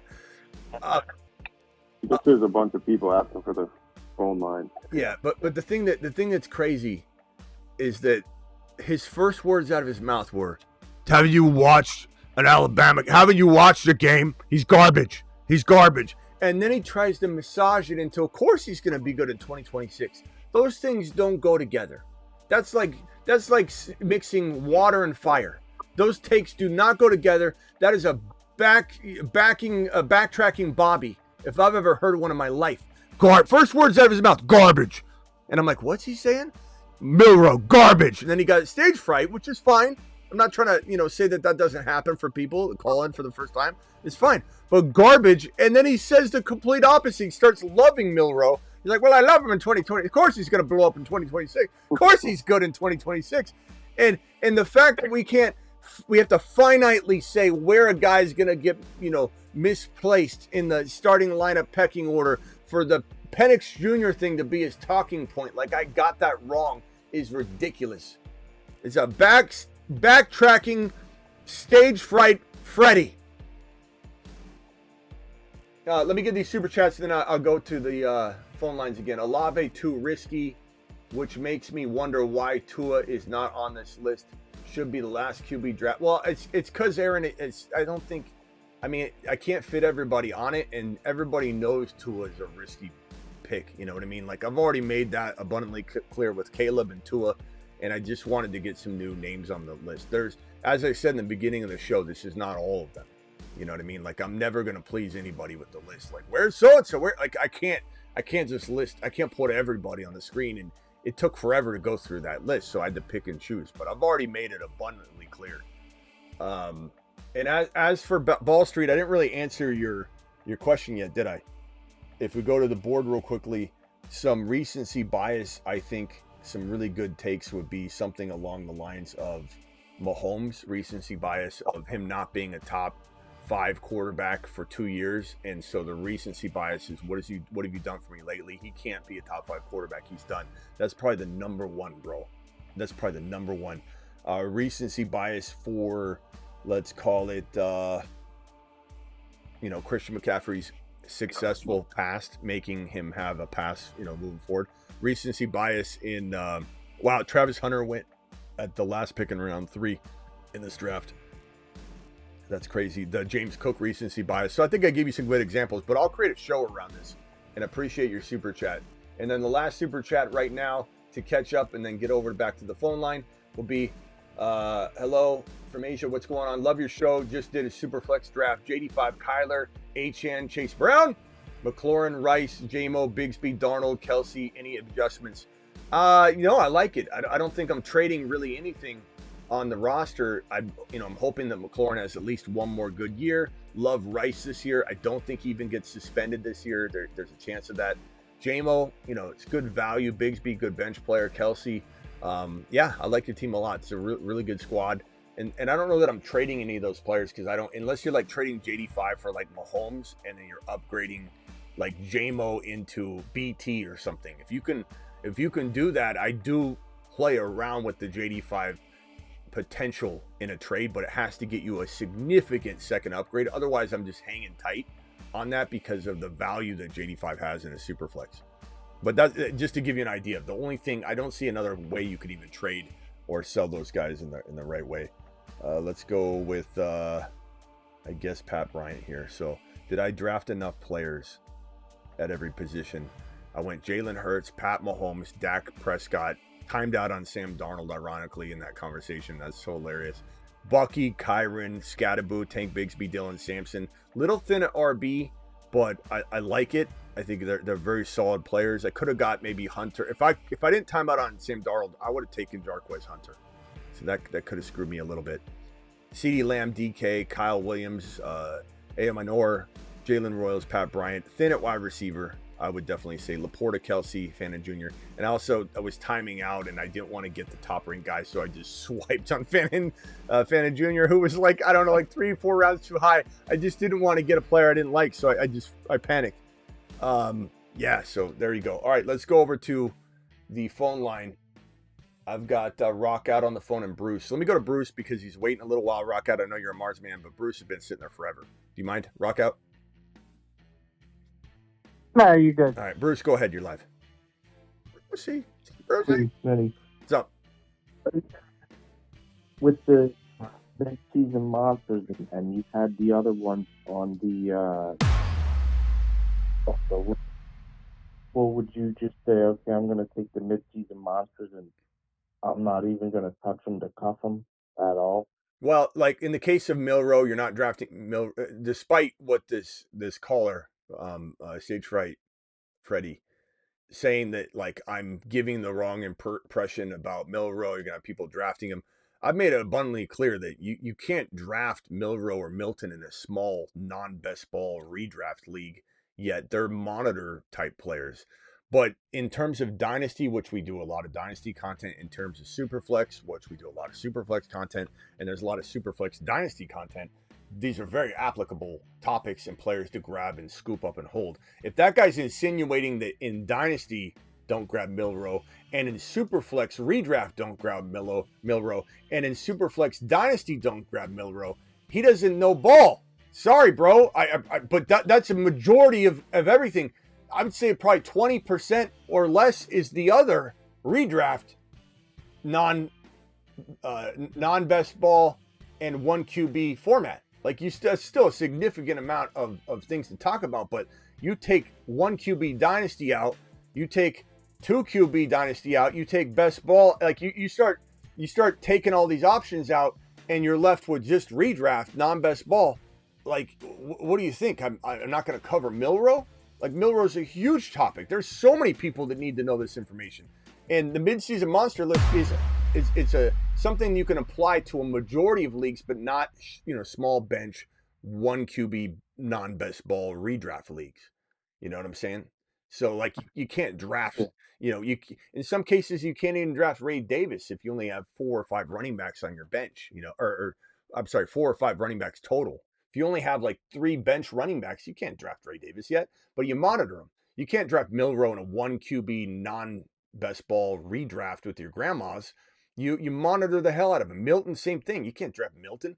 But in best ball, do I take Dak Prescott, especially in 20-round drafts? Do I take Dak Prescott and cuff him to Milton? Absolutely.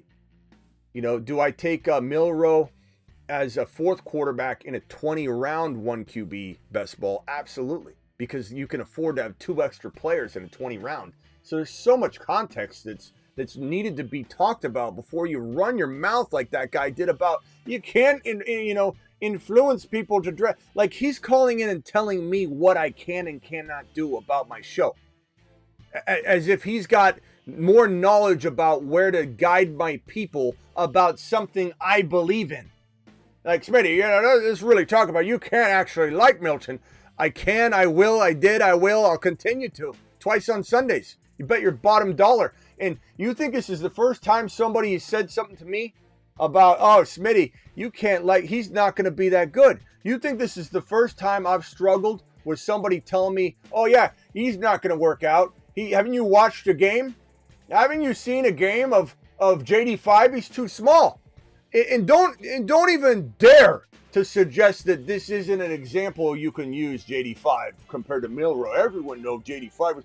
Do you know how many times I was on the phone lines arguing with somebody that was saying JD5 is going to get crushed in the NFL? He's too small. He's got the elbow versus sack. Have you seen his elbow? Teams are avoiding drafting him because he's got a bump on his elbow. He's too small. He's going to get crushed. His offensive line's garbage. He's going to get hurt. The Commanders are a bad team. He's not worth the number 1 overall pick. Do you know how many people came to bat against me on that you don't see anywhere anymore? Nowhere. So you think that I'm gonna sit here and take that? You got another thing coming. Milroe's going to prove everyone wrong. This is one of the craftiest. This is probably the best quarterback in the draft class. I'm going to say it. He's going to be better than Cam Ward. He's going to be better than Shador Sanders, especially with where Shador's at right now. This is the best quarterback in the draft class. From a fantasy perspective, he's the guy to own in Dynasty. He's the guy to stash. And of course, the cost of entry is much cheaper. And if I'm in a Superflex rookie-only draft and I'm struggling at QB, I'm not taking Cam Ward. I'm taking RJ Harvey. I'm taking all these RBs. Henderson. I'm taking Hamilton. I'm taking Hampton. I'm taking obviously Genty, but Hunter. I'm taking Hunter. I'm taking probably another couple players before I'm even considering drafting Cam Ward in a 2 QB. Even when I'm struggling at quarterback, I'll take Milroe and RJ Harvey all day long. I'll take Travis Hunter and Milroe all day long. And just wait. Milroe is going to be the best quarterback in this draft class. And to insinuate I don't watch football, get out of here, bro. You say you're a big fan of the show. I appreciate you. I'm not trying to drive you away. But you called in and started making some weird claims about this guy being garbage, Milroe, and that you like him after the fact. Or that I missed on my Scott Hansen challenge, where we really wondered as a community if he would count what happened. Because he said it's got to take more than just one game. It can't be one game. It wasn't one game. But was it enough games? No, obviously wasn't. Obviously, it wasn't 5-6 games. Had he started the final 5 weeks, which you couldn't have predicted, it was an obscure thing. It was very muddy. They were trying to commit to Kirk Cousins. There's no calculating that, oh, they will for sure not unleash Penix Jr. It was a bad call. It was a misguided situation, and they hung on to Kirk Cousins in the lineup too long. He had no touchdowns through 5 games, and then they threw it in the last game. He scored 1. No one could see it coming. This is not something that was like, yeah, I knew that would happen. I knew that would happen. You didn't know anything about how that was going to happen. I knew. We told you. Go get a coffee. You lost the argument. see the thing that came out with Shador and the Giants? They had like a bad interview. What about it? What about it? They said that Shador had like a bad interview with the Giants. But what's your question? Do I believe it? And he started sliding. I think there's probably a little truth to everything, bro, and there's a little, fake news about everything. I just think that like it's a combination of everything, bro. It's a combination of that Deion Sanders caused a big mess, and think about the thing that makes the most sense to me is the thing that happened with another player. That it's a very similar situation in one light, and it's not the same in another. Like, I'm not suggesting that everything's parallel, but Lamar Jackson, when he was franchise tagged at the 2-round tender level, and I knew in my heart that a team was going to scoop him up the first 5 minutes, and I said it over and over. I came on the show, I beat a dead horse on it. I'm like, Lamar's gone. He's gone. There's no team that's going to literally just overlook this. Everybody did. Not one team came for Lamar, and I was wrong. And at the end of the day, I wasn't wrong. The NFL was crazy, and that's something I didn't account for. But that happens in this game we call fantasy football and the sport of the NFL. But this is a very similar situation. Not trying to talk about their careers. I'm talking about not having an agent. No agent was a big problem for both of these situations. Teams didn't want to call his mama and say on the rotary phone in the kitchen as she's stirring a red pot of stew and say, "Hey, Miss Jackson, we wanted to talk to you about your..." She's like, "Hold on. Shut up, Henry," as the dog's barking. She's got kids screaming in the background, and she picks up and goes, "What were you saying again?" No one wants to deal with that. So it was a big problem not having an agent. Shador Sanders' dad handling the situation was a bad move. But for those that want to rip on this kid, this young kid that hasn't even experienced life yet, everyone watching, if you're over the age of 22, 23 years old, you have more life experience than Shador Sanders, unfortunately for him, because his dad has had his thumb on him his entire life. And you could say that's a problem. Maybe he won't mature at the National Football League level. You can say all those things, and I'd understand your take if that was your take and that was your take alone. I don't know. He's been kind of sheltered. Smitty, I don't know that he's going to handle the next level, especially the way that's unfolding right now for him, very well. And that I could understand. That is it's a good argument. I'm not saying I agree with it, that he can't overcome it, but it's a good argument. But that's really a big part of what happened here. The other part is I do think there's some truth to Deion, who's been the only coach he's ever known. He's got his thumb on him, a polarizing personality. And they're probably scared to death. I'm not saying that Deion's an abusive person or anything, but they're probably scared to death of him. Like he's such a polarizing, dominating figure with such a track record, bloodline about the NFL, proven in the NFL that they're literally, yes, sir. Yes, sir. And he's a well-mannered kid that's going to listen to his father, very disciplined in that sense. And so you've got to understand where Shador came from. And if I was an NFL team, if I was Dable, for example, I would have said, you know what, guys, we are overlooking something right here. We just keep Deion out of it. We could have a phone call with him and say, stay out of it. Like, you could figure this out. Shador would grow and push his dad away in time. But the fact remains is there probably was a conversation where Deion said, son, and he didn't even call him.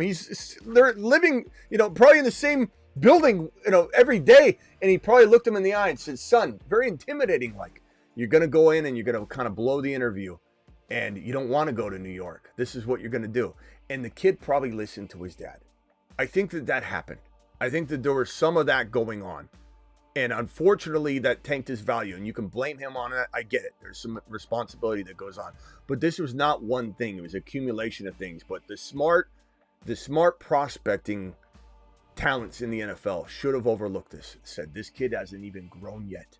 Let's give him a chance. Let's draft him here in the third round. He slipped. Let's take him in the third round. In the second round, we should take him. Let's grab him. Let's put him behind Tua Tagovailoa. Let's put him behind AR5. Let's put him behind. All these teams kept passing. Pittsburgh, unbelievable. He wanted to go to Pittsburgh. I doubt he folded in that interview. I bet he handled that interview perfectly. Well, Pittsburgh probably got scared by all the other things going on, and that's the part I don't agree with. Do I agree with what he did, Shador, if he did tank some interviews? No, I blame his dad, but he's still a grown man. I get it.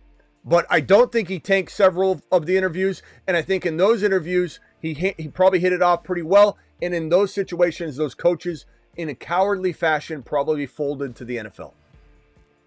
That's what I think. Okay. Because there was only one other thing, and that was I heard Dable had an interview up here in New York, or Jersey rather, and he said that Dart reminds him a lot of Josh Allen. I don't know about that. That was right. That Dart does. That Dart does. I thought you said Shador. Okay, Dart does. Yeah, I mean, I've heard that. I don't really think they have the same game, but I think that maybe what he's trying to infer is that there's a lot of cleaning up that can be done to turn him into a monster. Like he is a hidden gem to him or something, and that's fine. And I don't mind Dart in this situation. Again, adjust and adapt, stay liquid, stay loose. Dart in let's say Tennessee would be a bust. Dart in New York could be better than Cam Ward in Tennessee. That's just the nature of landing spot is king. You know, so I like Dart right now. I think Dart. So I've Dart a lot higher ranked right now than I did, and that's because situation is king. Okay. All right, Bruce, hang tight. Let me go over to Rock Out. Rock Out, go ahead. You're live.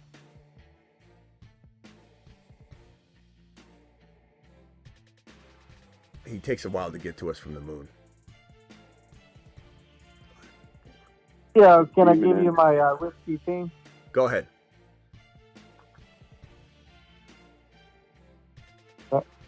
Hello? Hold on. Whoever has the show in the background, mute it if you could. All right.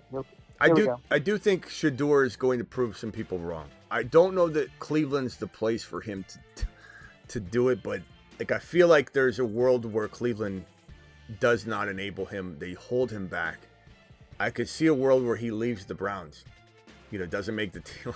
I could see it being just an absolute disaster. But I really think that there's the potential for him to prove people wrong, especially because he's the best quarterback on the Cleveland Brown roster as it stands right now already. So I'm pulling for Shador. I'll always support him on this channel unless he goes out and does something off the field that we can't predict he's going to do, and then we're wrong about his character or something. But I don't think we are. He's a good kid. He's a good kid that's been under the thumb of his father for too long, and I understand how that feels and looks to you guys that aren't, I think, stepping back from it, that haven't seen this stuff year after year after year. Like I've seen this kind of situation before where a player can mature a lot at the National Football League level, and he's not an immature person. He's just somebody that's been controlled by his father for so long. And if someone can mute whatever's in the background, or if someone's on speaker, it might be Rock Out. Whoever's on speaker, you got to take it off speaker, unfortunately. I think it's Rock Out. But Rock Out, you can talk on speaker, but then mute it if you could. But go ahead. Give me your team real quick. It's just too much. Dak Prescott, Michael Penix, running back, Genty, Achane, Henderson, Scottaboo, Sampson, Merritt, wide receivers, JSN, Evans, Samuel, Cup, Kyle Williams, Coker, Michael Wilson, Warren. Nice job, Rock Out. Nice job. I like it. Who's your favorite? What was the best value of the players you listed?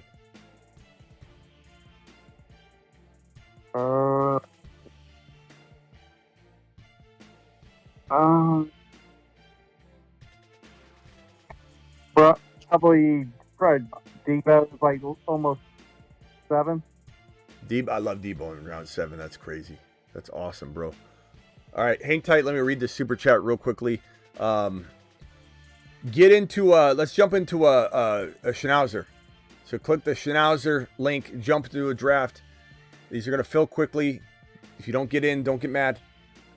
Jump in right now, hit the green button. It'll fill quickly. Who left? Bruce. Bruce, you need anything else, bro? Call back in if you got anything else. Aaron says, do you think because he has so much attention, no one was talking about the number 1 pick, or is Ward not worthy of talking about in a general NFL news like environment, I guess. No, I think Ward's good. I think Ward is probably, if you threw him in last year's QB class, he wouldn't be higher than JD5. He wouldn't be higher than Bo Nix. He wouldn't be higher than Penix Jr. He'd probably go right after, and obviously Caleb, unfortunately, for the teams, and especially the Bears, they think he's high. I'd rather have Cam Ward than Caleb, honestly. I think Cam Ward would be next, and then it was Caleb and McCarthy. Oh, sorry, Drake May. Sorry, Travis. I would have rather had Drake May over Caleb and Cam Ward easily, and I did. I had Caleb Williams as my last ranked quarterback of that grouping. He was in the last one, all offseason. And so if I put Ward in there, Ward would be above Caleb, but under all those quarterbacks. And that's just the unfortunate part. Okay, I timed out on Jamar Chase. I didn't realize the draft started and it filled. But that's right, because we would want Jamar Chase anyway, wouldn't we? The one pick. On a bad timeout. Yeah, that's a different one. That's a good timeout. That's a good timeout. But good question. I think that Ward's like, I don't know. It's a good question, Aaron. Like, why didn't anybody tear down Ward? Because he was, when a player, rises to the top, I think because the Shador distraction was so loud that everyone just walked away from that and they were focused on this, and there's nothing to tear down, and Ward climbed in the, I don't want to say he was the number one pick, like in the 11th hour. It was kind of a while, but the distraction with Hunter, with Genty, with Shador, where would he go? It was just such a lot of the news cycle. There was no time. Like, even if they said people are wondering if Ward's enough, no one's listening. They're all looking over here. And so, like, you just be talking to nobody and nobody would write about it. I don't know. I think that's probably what it was more than anything. All right, let me go over to the draft board. Jamar Chase, JJ, Bijan, Barkley, Lamb. If you didn't get in this one, just get into another one. Gibbs, Genty, Puka, Malik Neighbors, Amon-Ra, Nico Collins. Yeah, I got a different one. We're always going to get in the 22nd just for heads up. Or, well, not always, but probably because it's so much quicker and I can get through 2 drafts, when I could only do 1. Yep. Like, it goes so much quicker. Who else is on the phone line? I think it's just Rock Out and Travis. Travis, what else you got? Hey, Smitty. Yeah, or go ahead, Rock Out. Yeah. So what place are you taking Genty lately? Milroe season, baby. He went 7 in this draft. Jeez. I was looking here at the end, and we're used to seeing him at like 11, 12, 13, 14. And I didn't see him. I'm like, did he fall? And then no, he went at 7. I think it's fine though. I think if he climbs to 5, I'm still gonna flirt with taking him there on a rotational basis. I'm not even like saying, oh, don't put all your eggs in one basket at Genty at 5. Like, I'll take him at 5 all day. I just think in best ball, I am trending toward Lamb, Jamar Chase, JJ, Neighbors, obviously BT as well. Like, I love those wide receivers, but I still mix it up for sure.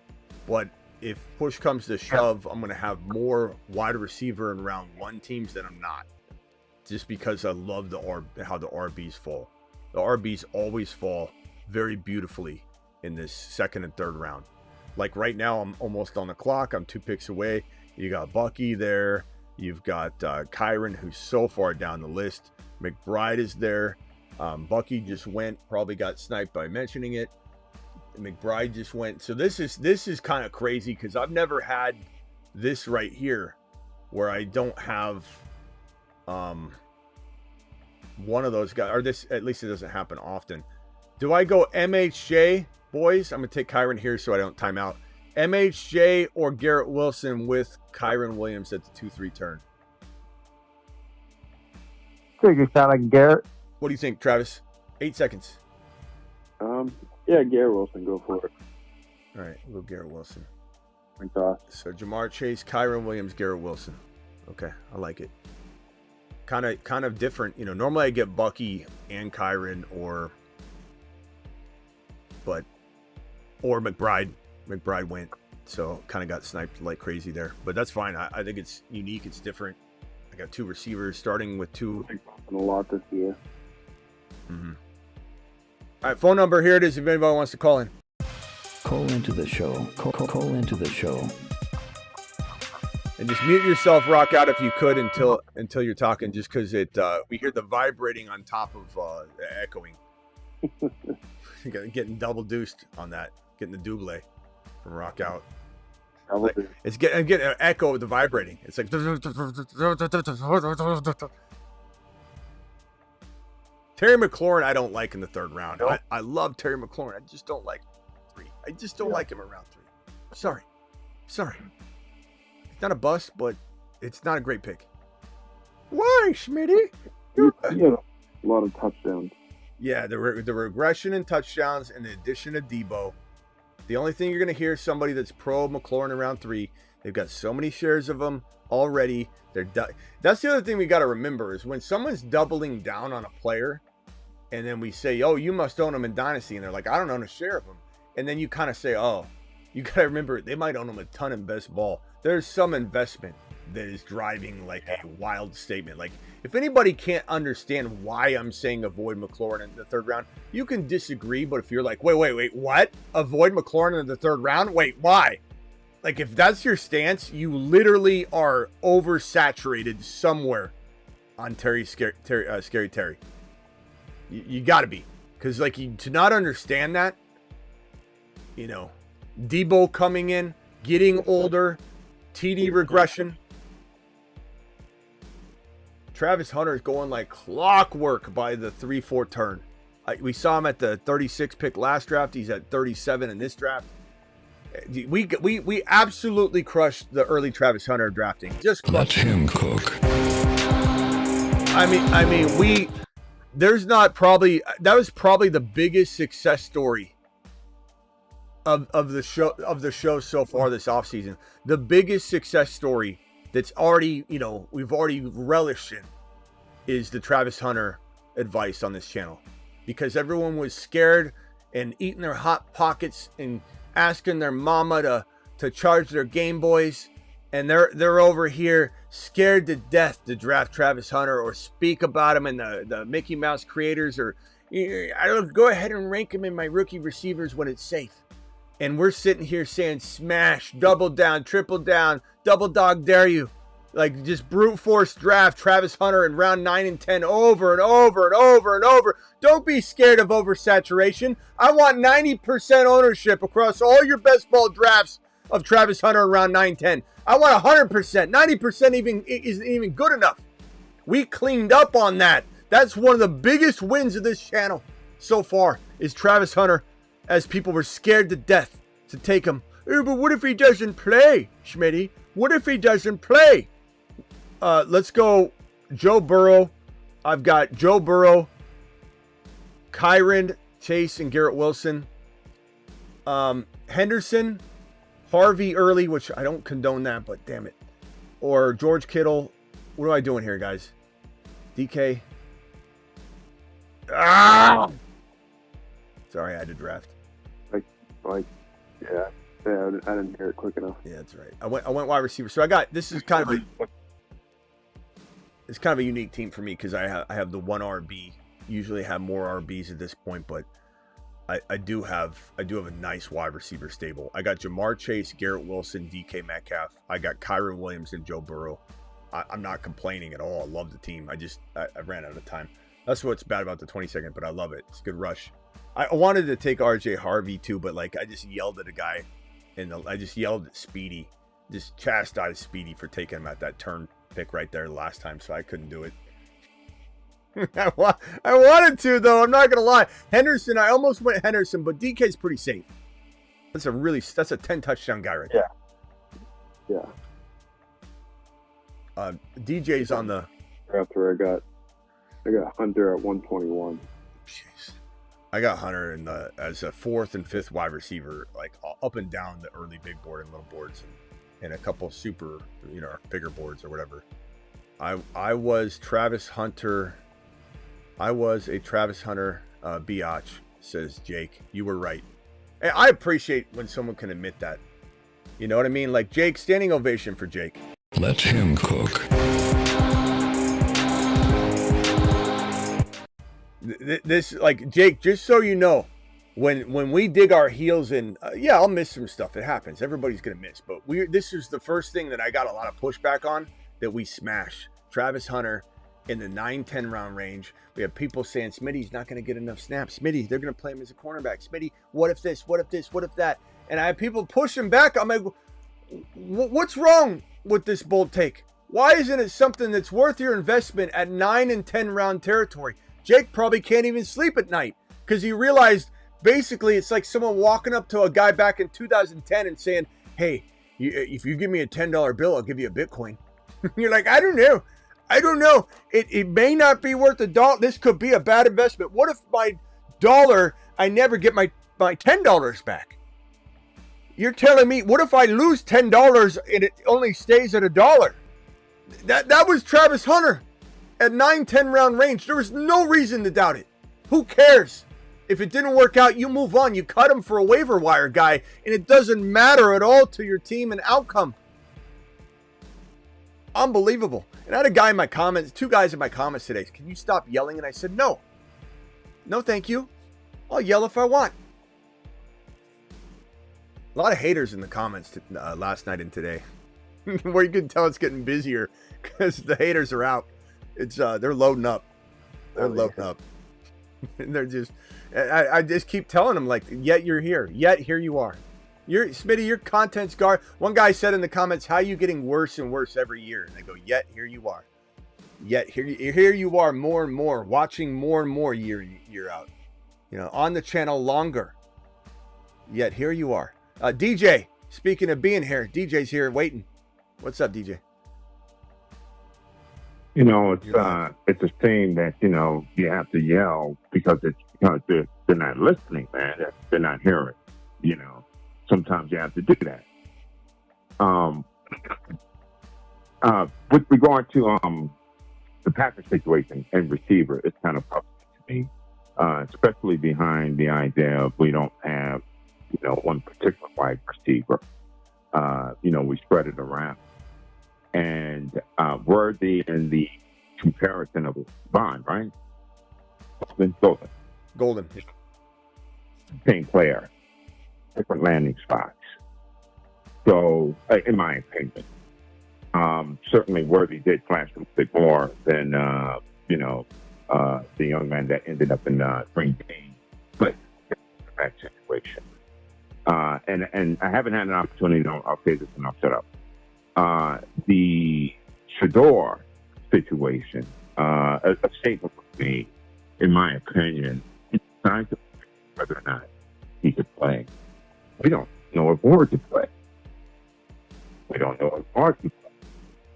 But up until this point, in this particular quarterback class, no more than the 3rd round. I mean, I think the statement could have been made at that point. So, certainly, I agree with you, man. You know, coddled, insulated. You know, the idea of nepotism, which is practicing all different professions, you know, certainly comes into play. But it's beside the point whether or not he could play. He deserves. Yeah. Aaron wants to know. Aaron doesn't think she can't picture you yelling. When's the last time you yelled and got angry? You. Yeah, you. Aaron was just saying can't picture you. 10-year-olds, man. Little League Baseball. Today. Okay. Today, then, for sure. I guess you're sanctuary. But work, you know what I mean? You know, adults are like, you know, but the kids. This is a sanctuary. Today. This is your meditation, so you're just relaxing. I get it. Okay. Yeah, I don't disagree with anything you really said. I think there's, especially with Shador, it's like I like Milroe. We even did a show earlier in the offseason where I said that Milroe I kind of quietly like more than Shador and Cam, but like, you know, you're being careful with that. It's kind of like your long shot. Just when I say Neighbors is the dark horse number 1 wide receiver, I'm not drafting him or ranking him there. It's kind of like It's saying, hey, if things don't go perfectly for Jamar Chase, he gets hurt. Like, CeeDee Lamb's really next up even over Neighbors. I've Chase and Lamb, and I think Lamb is also a dark horse. And kind of if I had to say, I'd say I believe Lamb is number 1 and Chase is number 2 by, like, let's call it 5 points or something. That's how I envision the end of the season. I think Lamb's going to go crazy, but Jamar Chase is still like 1-2, whatever. But I think if there's a dark horse, it's Neighbors. And so the same thing applied with Milroe. Like, no one's taking Milroe over Cam Ward, but if I'm a team that could draft Genty or a team that could draft, offensive lineman or whatever, a Hunter, and then come back and grab Milroe, that's my plan of attack. The fact that Milroe wasn't thought of as a higher prospect is wild to me. He's going to be so good if he gets, fed the opportunity, and I think he will. I'm on the clock right here. I'm going to go Cam Skattebo right here and probably grab, I hate to do this early. It's not too early, but he's not going to come back to me. I'm going to grab Zach Charbonnet. So here's my team right here. I don't mind reaching when you're getting this deep into a draft. So I've got Joe Burrow and Mahomes. I love Bully QB. I keep drafting it over and over and over. Mahomes and Burrow, 1 QB, but Bully QB approach.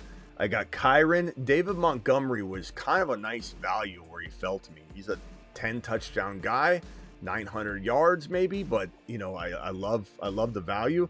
I got Cam Skattebo and Zach Charbonnet. So my running stable is where it's risky, but I think the rest of this team is fire. Like Jamar Chase, Garrett Wilson, DK Metcalf. Dare I say, nobody has a better receiving room than I do. Even going for people that went wide receiver, which I didn't exactly do because I got Kyron and I got Joe Burrow. So DK wasn't even, like, I didn't even take 2 wide receivers in a row. Look at my wide receivers on the far left. It went wide receiver, running back, wide receiver, quarterback, wide receiver, quarterback. And I think I've got as good a receiving room as anybody in here. Let's take a look. Who went wide receiver? Neighbors, Drake London, and Mike Evans. That was actually the only wide receiver team. I think my receivers are as good, if not better. Jamar Chase, Garrett Wilson, DK Metcalf versus his 3 straight. And he's got Hampton and Chuba, which I think is good, but I don't think that trumps my Kyron, Monty, Skattebo, Zach Robinson that much. Or Zach Robinson, Zach Charbonnet that much. And then I've got Bully QB. He doesn't. So I don't know. I like this team a lot. It's feeling pretty good. But as for Shador, I agree, Milroe. And then for the Worthy Golden debate, I think Worthy's by far and away. I'm going to go ahead and do. I'm going to do something along the lines of it, like a double bracket, maybe a triple bracket. I'll say Worthy's a triple open alligator from Golden personally, but I can understand the debate here. Right? Is that the 40 time, like I said earlier, the 40 time off people's radars, the 40 time put them on radars, put them on the map. The 40 time helped people like Golden a lot more. Golden never had a 1,000-yard season, though. He goes to the one situation where I think it's the most cloudy for him to be relied upon properly and get the ball distributed in a way that he's earning his keep as the first pick to be drafted by the Green Bay Packers in round 1 as a wide receiver since, 2002 or whatever. So they picked the wrong guy. I'm not saying Golden can't develop. I'm not saying he's a bust. I'm not saying he won't be good at some point in the National Football League. I'm not saying he won't be good, but is he a true wide receiver 1? I don't think he is. I think they made a mistake.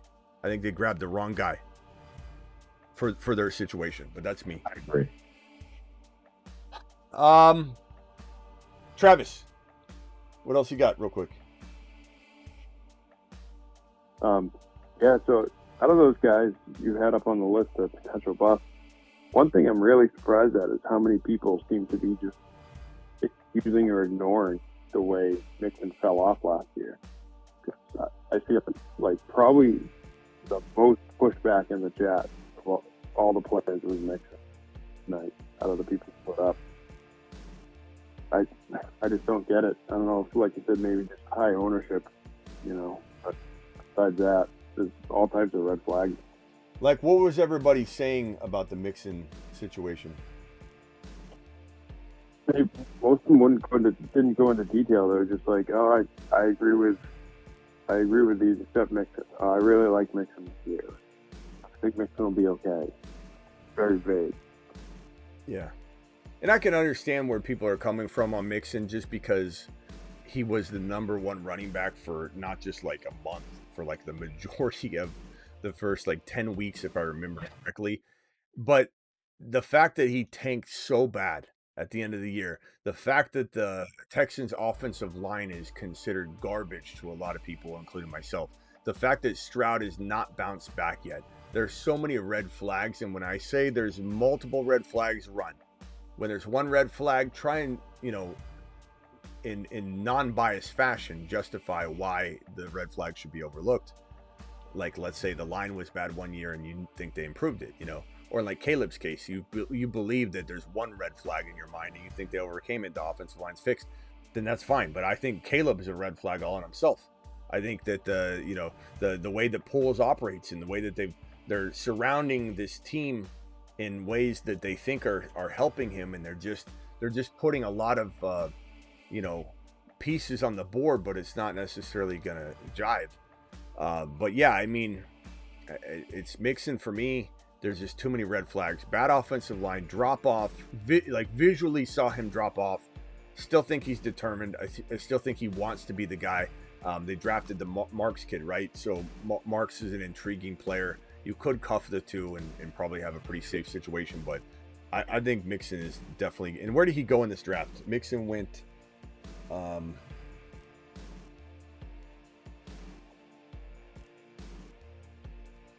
Now there's a way that he falls in. So 5th round. So we're talking about the end of or the beginning of round 5.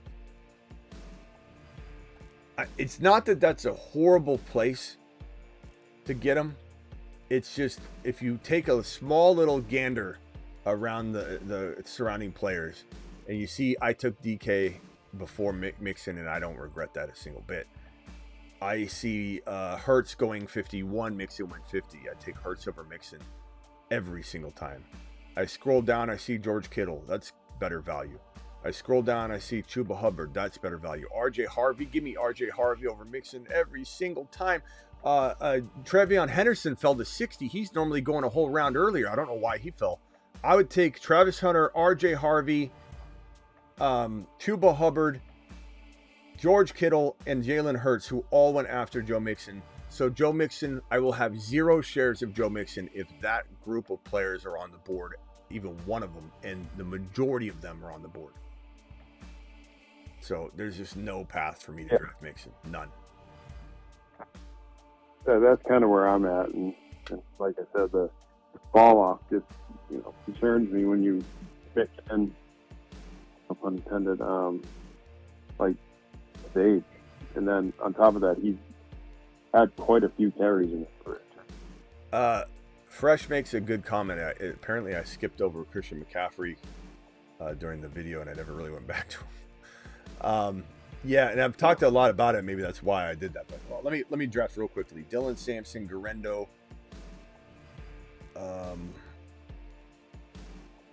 Kyle Pitts. I like Kyle Pitts here. So I got two quarterbacks. Let's go Garendo and Kyle Pitts. And that gives me 2 tight end options. I waited a while to draft my first tight end, and I've got Tyler Warren and Kyle Pitts. So I feel pretty good about that. I've got Kyle Williams as my wide receiver 4, DK, Garrett Wilson, and Chase are my top 3. I've got Kyron Williams, Montgomery, Scattaboo, Charbonnet, Garendo, and I've got Burrow and Patrick Mahomes. Phenomenal team. And just so I don't forget Hunter, I want to get Hunter in this draft. I always forget Jarquez Hunter to back up my boy Kyron, and I just run out of picks or something. So I'm going to cue him now so I don't forget. Hopefully I don't time out on him in like round 14. But so Smitty, you skipped over CMC. I've talked about this a lot, but you're right. I should have. I don't know why I didn't talk about CMC much. Maybe I did a little bit or something. I forget. Maybe I didn't. I don't know. CMC as bilateral chronic Achilles tendonitis. Bilateral means both Achilles. Chronic means it's not ever going to go away. It's only going to get worse, and you manage it. I know people are going to tell you stories about he went overseas and they injected a fountain of youth into his Achilles, and they all healed, and it repaired the strands in the Achilles, where your Achilles is essentially, you could think of it like a rope. And what's a rope made of? A rope is made of strands, right? And those strands are like that. And so the rope is just full of these, thousands or whatever strands. And your Achilles tendon, when you start, snapping one little string at a time in that rope, it's still very strong. You don't even know that it's got damage, but it starts getting to the point where you start losing strand after strand after strand. And what happens is, it's not like an Achilles or an ACL tear where in your knee, your ACL snaps randomly, or you get a helmet to the knee and the ACL in the back of the knee, you can see the PCL and ACL crossing each other. The ACL just snaps, or even through wear and tear, your knee's weak or whatever, you tear your ACL, doesn't mean your other ACL is going to go. If you've got meniscus damage in one knee, you oftentimes have the probability of having some wear and tear on the other knee. But sometimes you have compensation on one leg because your other leg was injured, or like Christian Watson's case, he has a smaller hamstring by 30% in one leg, or he did in one leg versus the other. It created compensation, and he always had hamstring issues because of that, and he always had injuries. So there's a chance that you do have some imbalanced wear and tear in the body. It's certainly possible. I'm not saying it's not possible, but usually you have times two. Whatever's going on with your Achilles, over time you've worn both of them down in the same fashion. So if one's about to blow, the other one's about to blow. I got Dylan Sampson here. I have 2 picks back to back. I feel pretty good about the Dylan Sampson pick here. That means I only need Jarquez Hunter later, so I'll probably just not draft another running back. At this point, my kind of go-to at this point is this Alec Ayomenor, the receiver over in Tennessee. Somebody's got to thrive over there, and I think he'll be pretty damn good, so I'm going to pick him. So my team so far, for anybody who wants to know, we've got, I'm not showing my screen, sorry. We got Joe Burrow, Patrick Mahomes, Kyron Williams, Monty, Scadaboo, Charbonnet, Garendo, Dylan Sampson, Jamar Chase, Garrett Wilson, DK, Kyle Williams, and Ayomenor. And I've got Tyler Warren and Pitts. Now, the depth of my wide receiver room, especially through my first 3, so DK being my third, and I like Kyle a lot. I could scrimp maybe one more wide receiver and smash a backup QB, a backup tight end, and probably, get my Jarquez Hunter and be fine and overload the RB room a little bit, given that I built the RB room kind of light to begin with. So I think I want to focus on that and get a backup QB, get a backup tight end, a third QB, third tight end. Maybe for the man of the hour that called in about my Milroe, maybe I'll grab Milroe. I think I'll do that. I think I'll cue Milroe over Dart, over Aaron Rodgers, over Shuck, over all these guys. Milroe's mine, unless somebody's going to snipe me early, which, by all means, ruin your draft. Okay, not because Milroe won't be good. I'm just saying because you're trying to reach to what? Draft my team, not your team. Back to the board here. This Achilles tendon, you can go over and inject different things in it. Obviously, overseas treatments that they don't allow here in the States, so they might be more effective. There might be something that hasn't been on the market that actually works, and we'll find out later that this is something the U.S. will also deploy. But at the end of the day, you're not repairing this thing. You're not making this thing as good as new. This Achilles tendon is been thrashed over the years. So Christian McCaffrey, there's really no hope for him having longevity in the NFL. Your only hope is that he plays well when he's on the field. And how long does that occur? Is he good to go from week 1 to week 8? Are the compensation injuries going to happen? Is he suffering injuries like he had the PCL injury? People forget last year. Are all these things going to potentially, be a more commonality type of thing for him to have these different injuries because he's now compensating with his Achilles. His Achilles are holding him back. His Achilles are a problem. His Achilles are going to make it to where he can practice one day and not another. He can play one game and not another. He's going to be dialed back during games. How much does Garendo get used? Do they try and save him for the end of the season? What happens if they start losing and he's having issues? And they're like, well, let's keep him healthy for the next year. Like, this is a problematic situation for a round 2 player.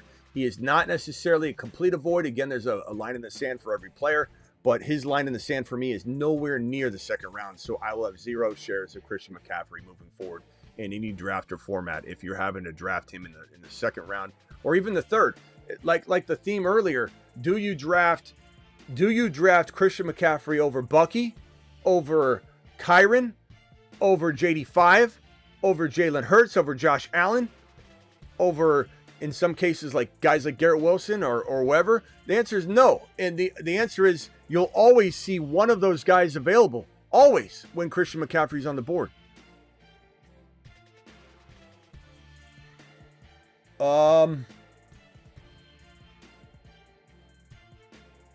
I really like Jalen Royals. I'm going to go Royals here. Ah, damn it.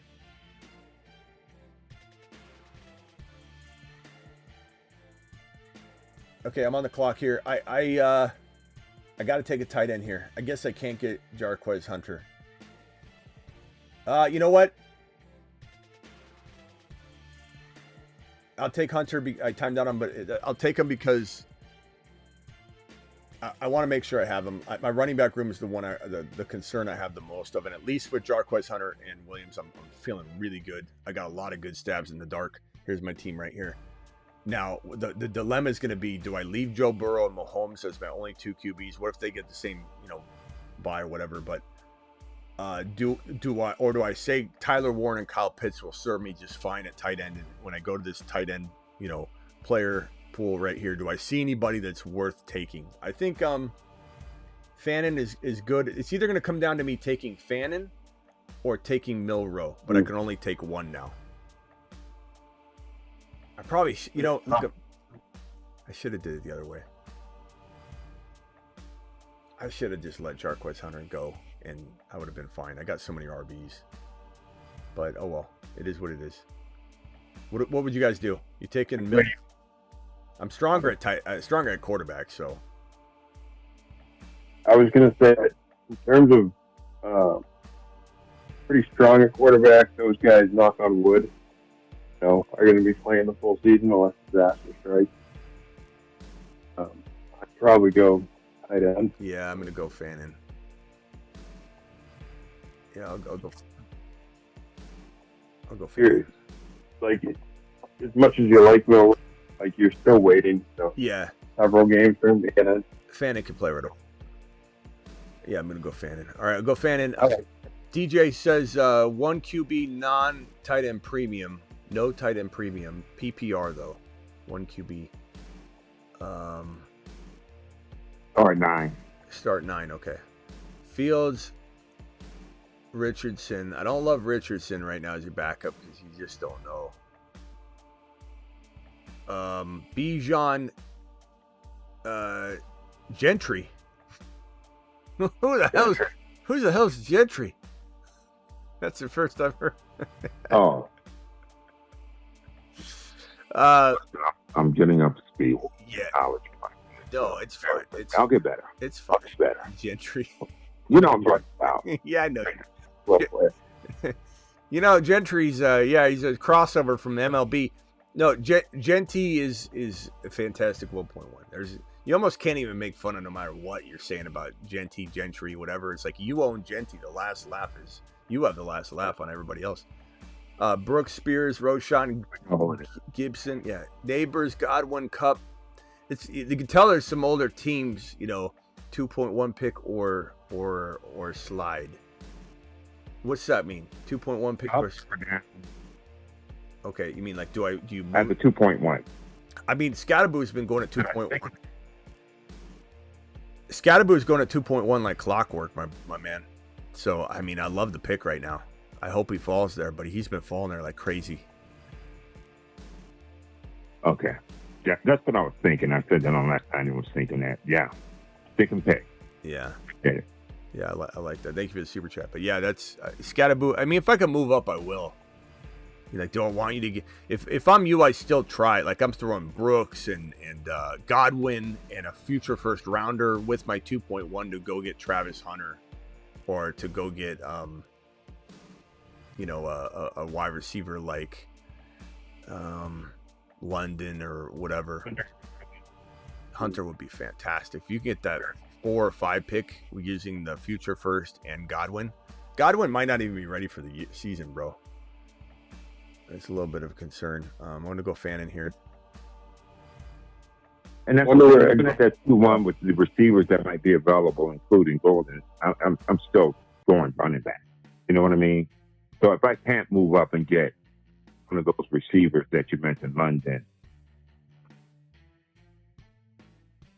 Hunter, yeah, I'll stick and pay. And I'm still grabbing a running back. I need receivers, right? But yeah, I'm not going to pass on the running back. I don't blame you. All right, DJ, appreciate you. I'm going to let you go right now because I'm going to cycle out the phone line. Appreciate you, my man. Thanks for calling in. Thanks for the super chat. Later, bro. All right, rock out. Final thoughts, my boy. Final thoughts. What's your feeling on Chase Brown, and where would you take him? I like him at the 3-4 turn. I'm not a huge fan of.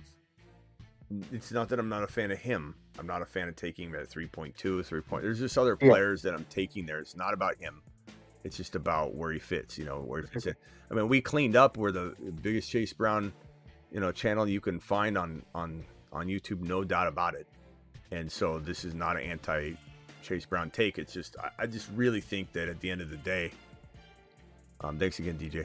At the end of the day, you just got to make a smart pick at ADP at the cost of entry, and I just think that 4.1 is like ideal. I'm not saying it's going to fall or happen a lot, but that gives you a lot of opportunity for if they do dial them back, and they keep saying they want to get them less work, and we don't necessarily believe them, but it is what it is. This team right here: Joe Burrow, Mahomes, Kyron, Monty, Scattaboo, Charbonnet, Garendo, Dylan Sampson, Jarquez Hunter, Cuff to Kyron, Chase, Jamar Chase, Garrett Wilson, DK Metcalf, Kyle Williams, Io Minor, Jalen Royals, Tyler Warren, Kyle Pitts, Fannin. I like it. Good squad. All right, rock out. We'll see you later, bro. All right, cool. Later, man. Travis, final thoughts. I'm kind of curious what you think. I already did the trade. Superflex, tight end premium, 0.5. He traded LePorta. He got back likely mid-2026 first-round pick and a mid-2026. We would keep LePorta, right? Understatement of the year. I mean, my question to you would be like, what are you getting from this second round? Like, I don't know why this is the most frustrating trade to see, and I hate to tell him that. I don't mean to burst this bubble, but like, He said it's because he was rebuilding, and he showed me his roster, and I don't think his roster is that.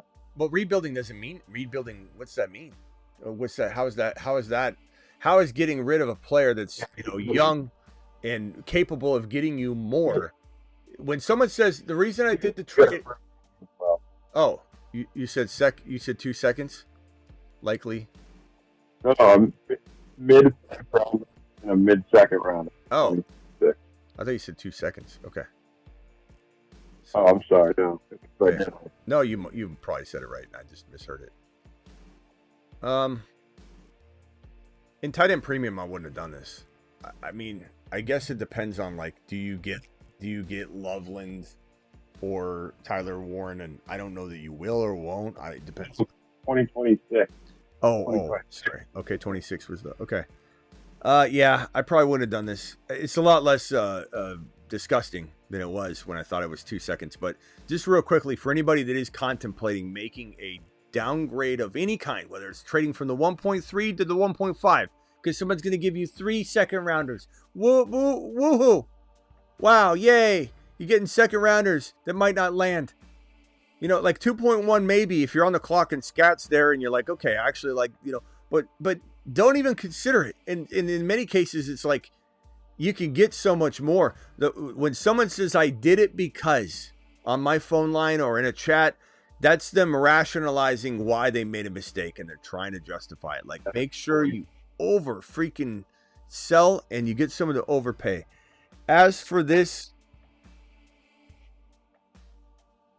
I mean, it just depends on this pick, man. If it's truly a mid, or it could be 4 overall, I mean, next year we might like it. We might like it. There's no saying that the draft pool isn't going to excite us near as much. And, we always think that the draft pool is great. I can't remember a year where we weren't excited about a lot of things, So I think if you got like a 4 or 5, it would be intriguing. But if this turns out to be like an 8 overall pick or a 9, and you're kind of like fudging it a little bit now to like make it sound better on the phone line, like, hey, it's a mid pick, but we know it's not, then you got royally screwed in the tight end premium. Not just because it can't work out, but because you should have got more. You left a lot on the table. So you got to be right about this mid or even early to mid first round pick, or I still wouldn't have done it. Sorry, bro.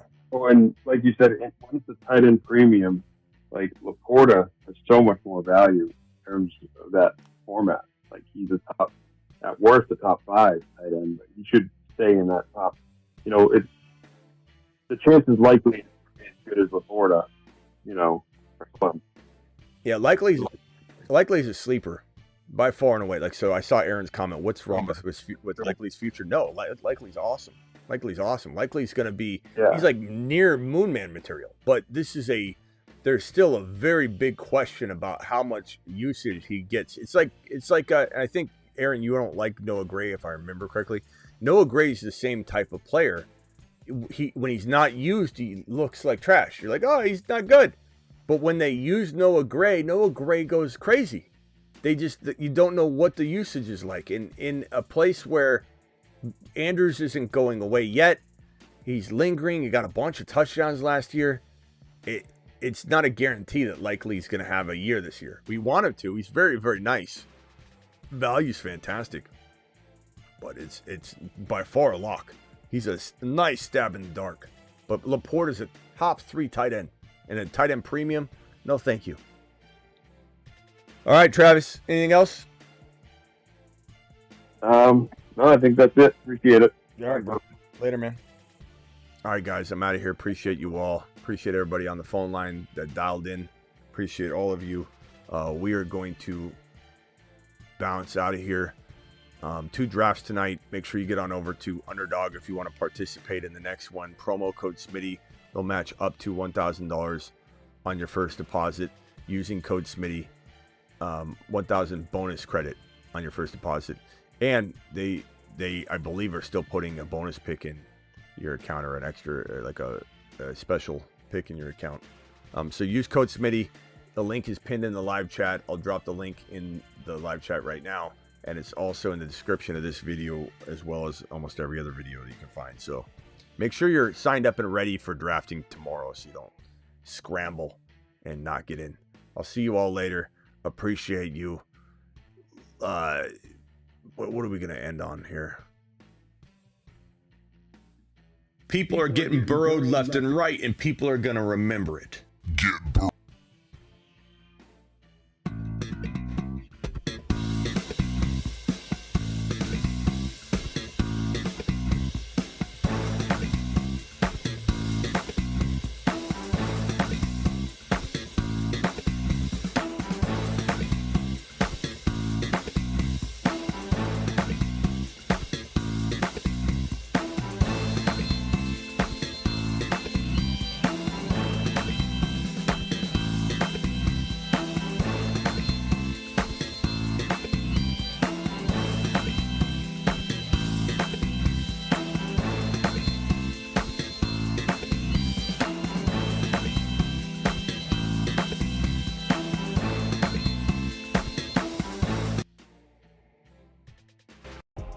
Live Monday through Friday. Live whenever big news breaks.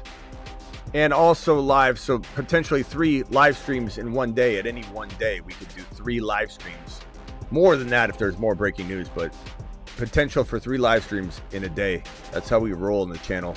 We're live at midnight Eastern, most midnights drafting here on the channel.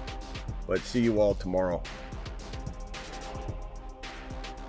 Thank you to my super chatters. Thank you, Ball Street. Thank you, Jerry. Thank you, Aaron. Thank you, Aaron. Thank you, John Lee. for dropping the super. Appreciate you. DJ, appreciate you. Jake, thank you for the super chat. See you all tomorrow. Any celebratory messages? Call your boy loud, says Smitty. Thank you, appreciate you, bro. Smitty to the moon says call your boy loud. Gifted memberships, none tonight, but we'll always hope for tomorrow.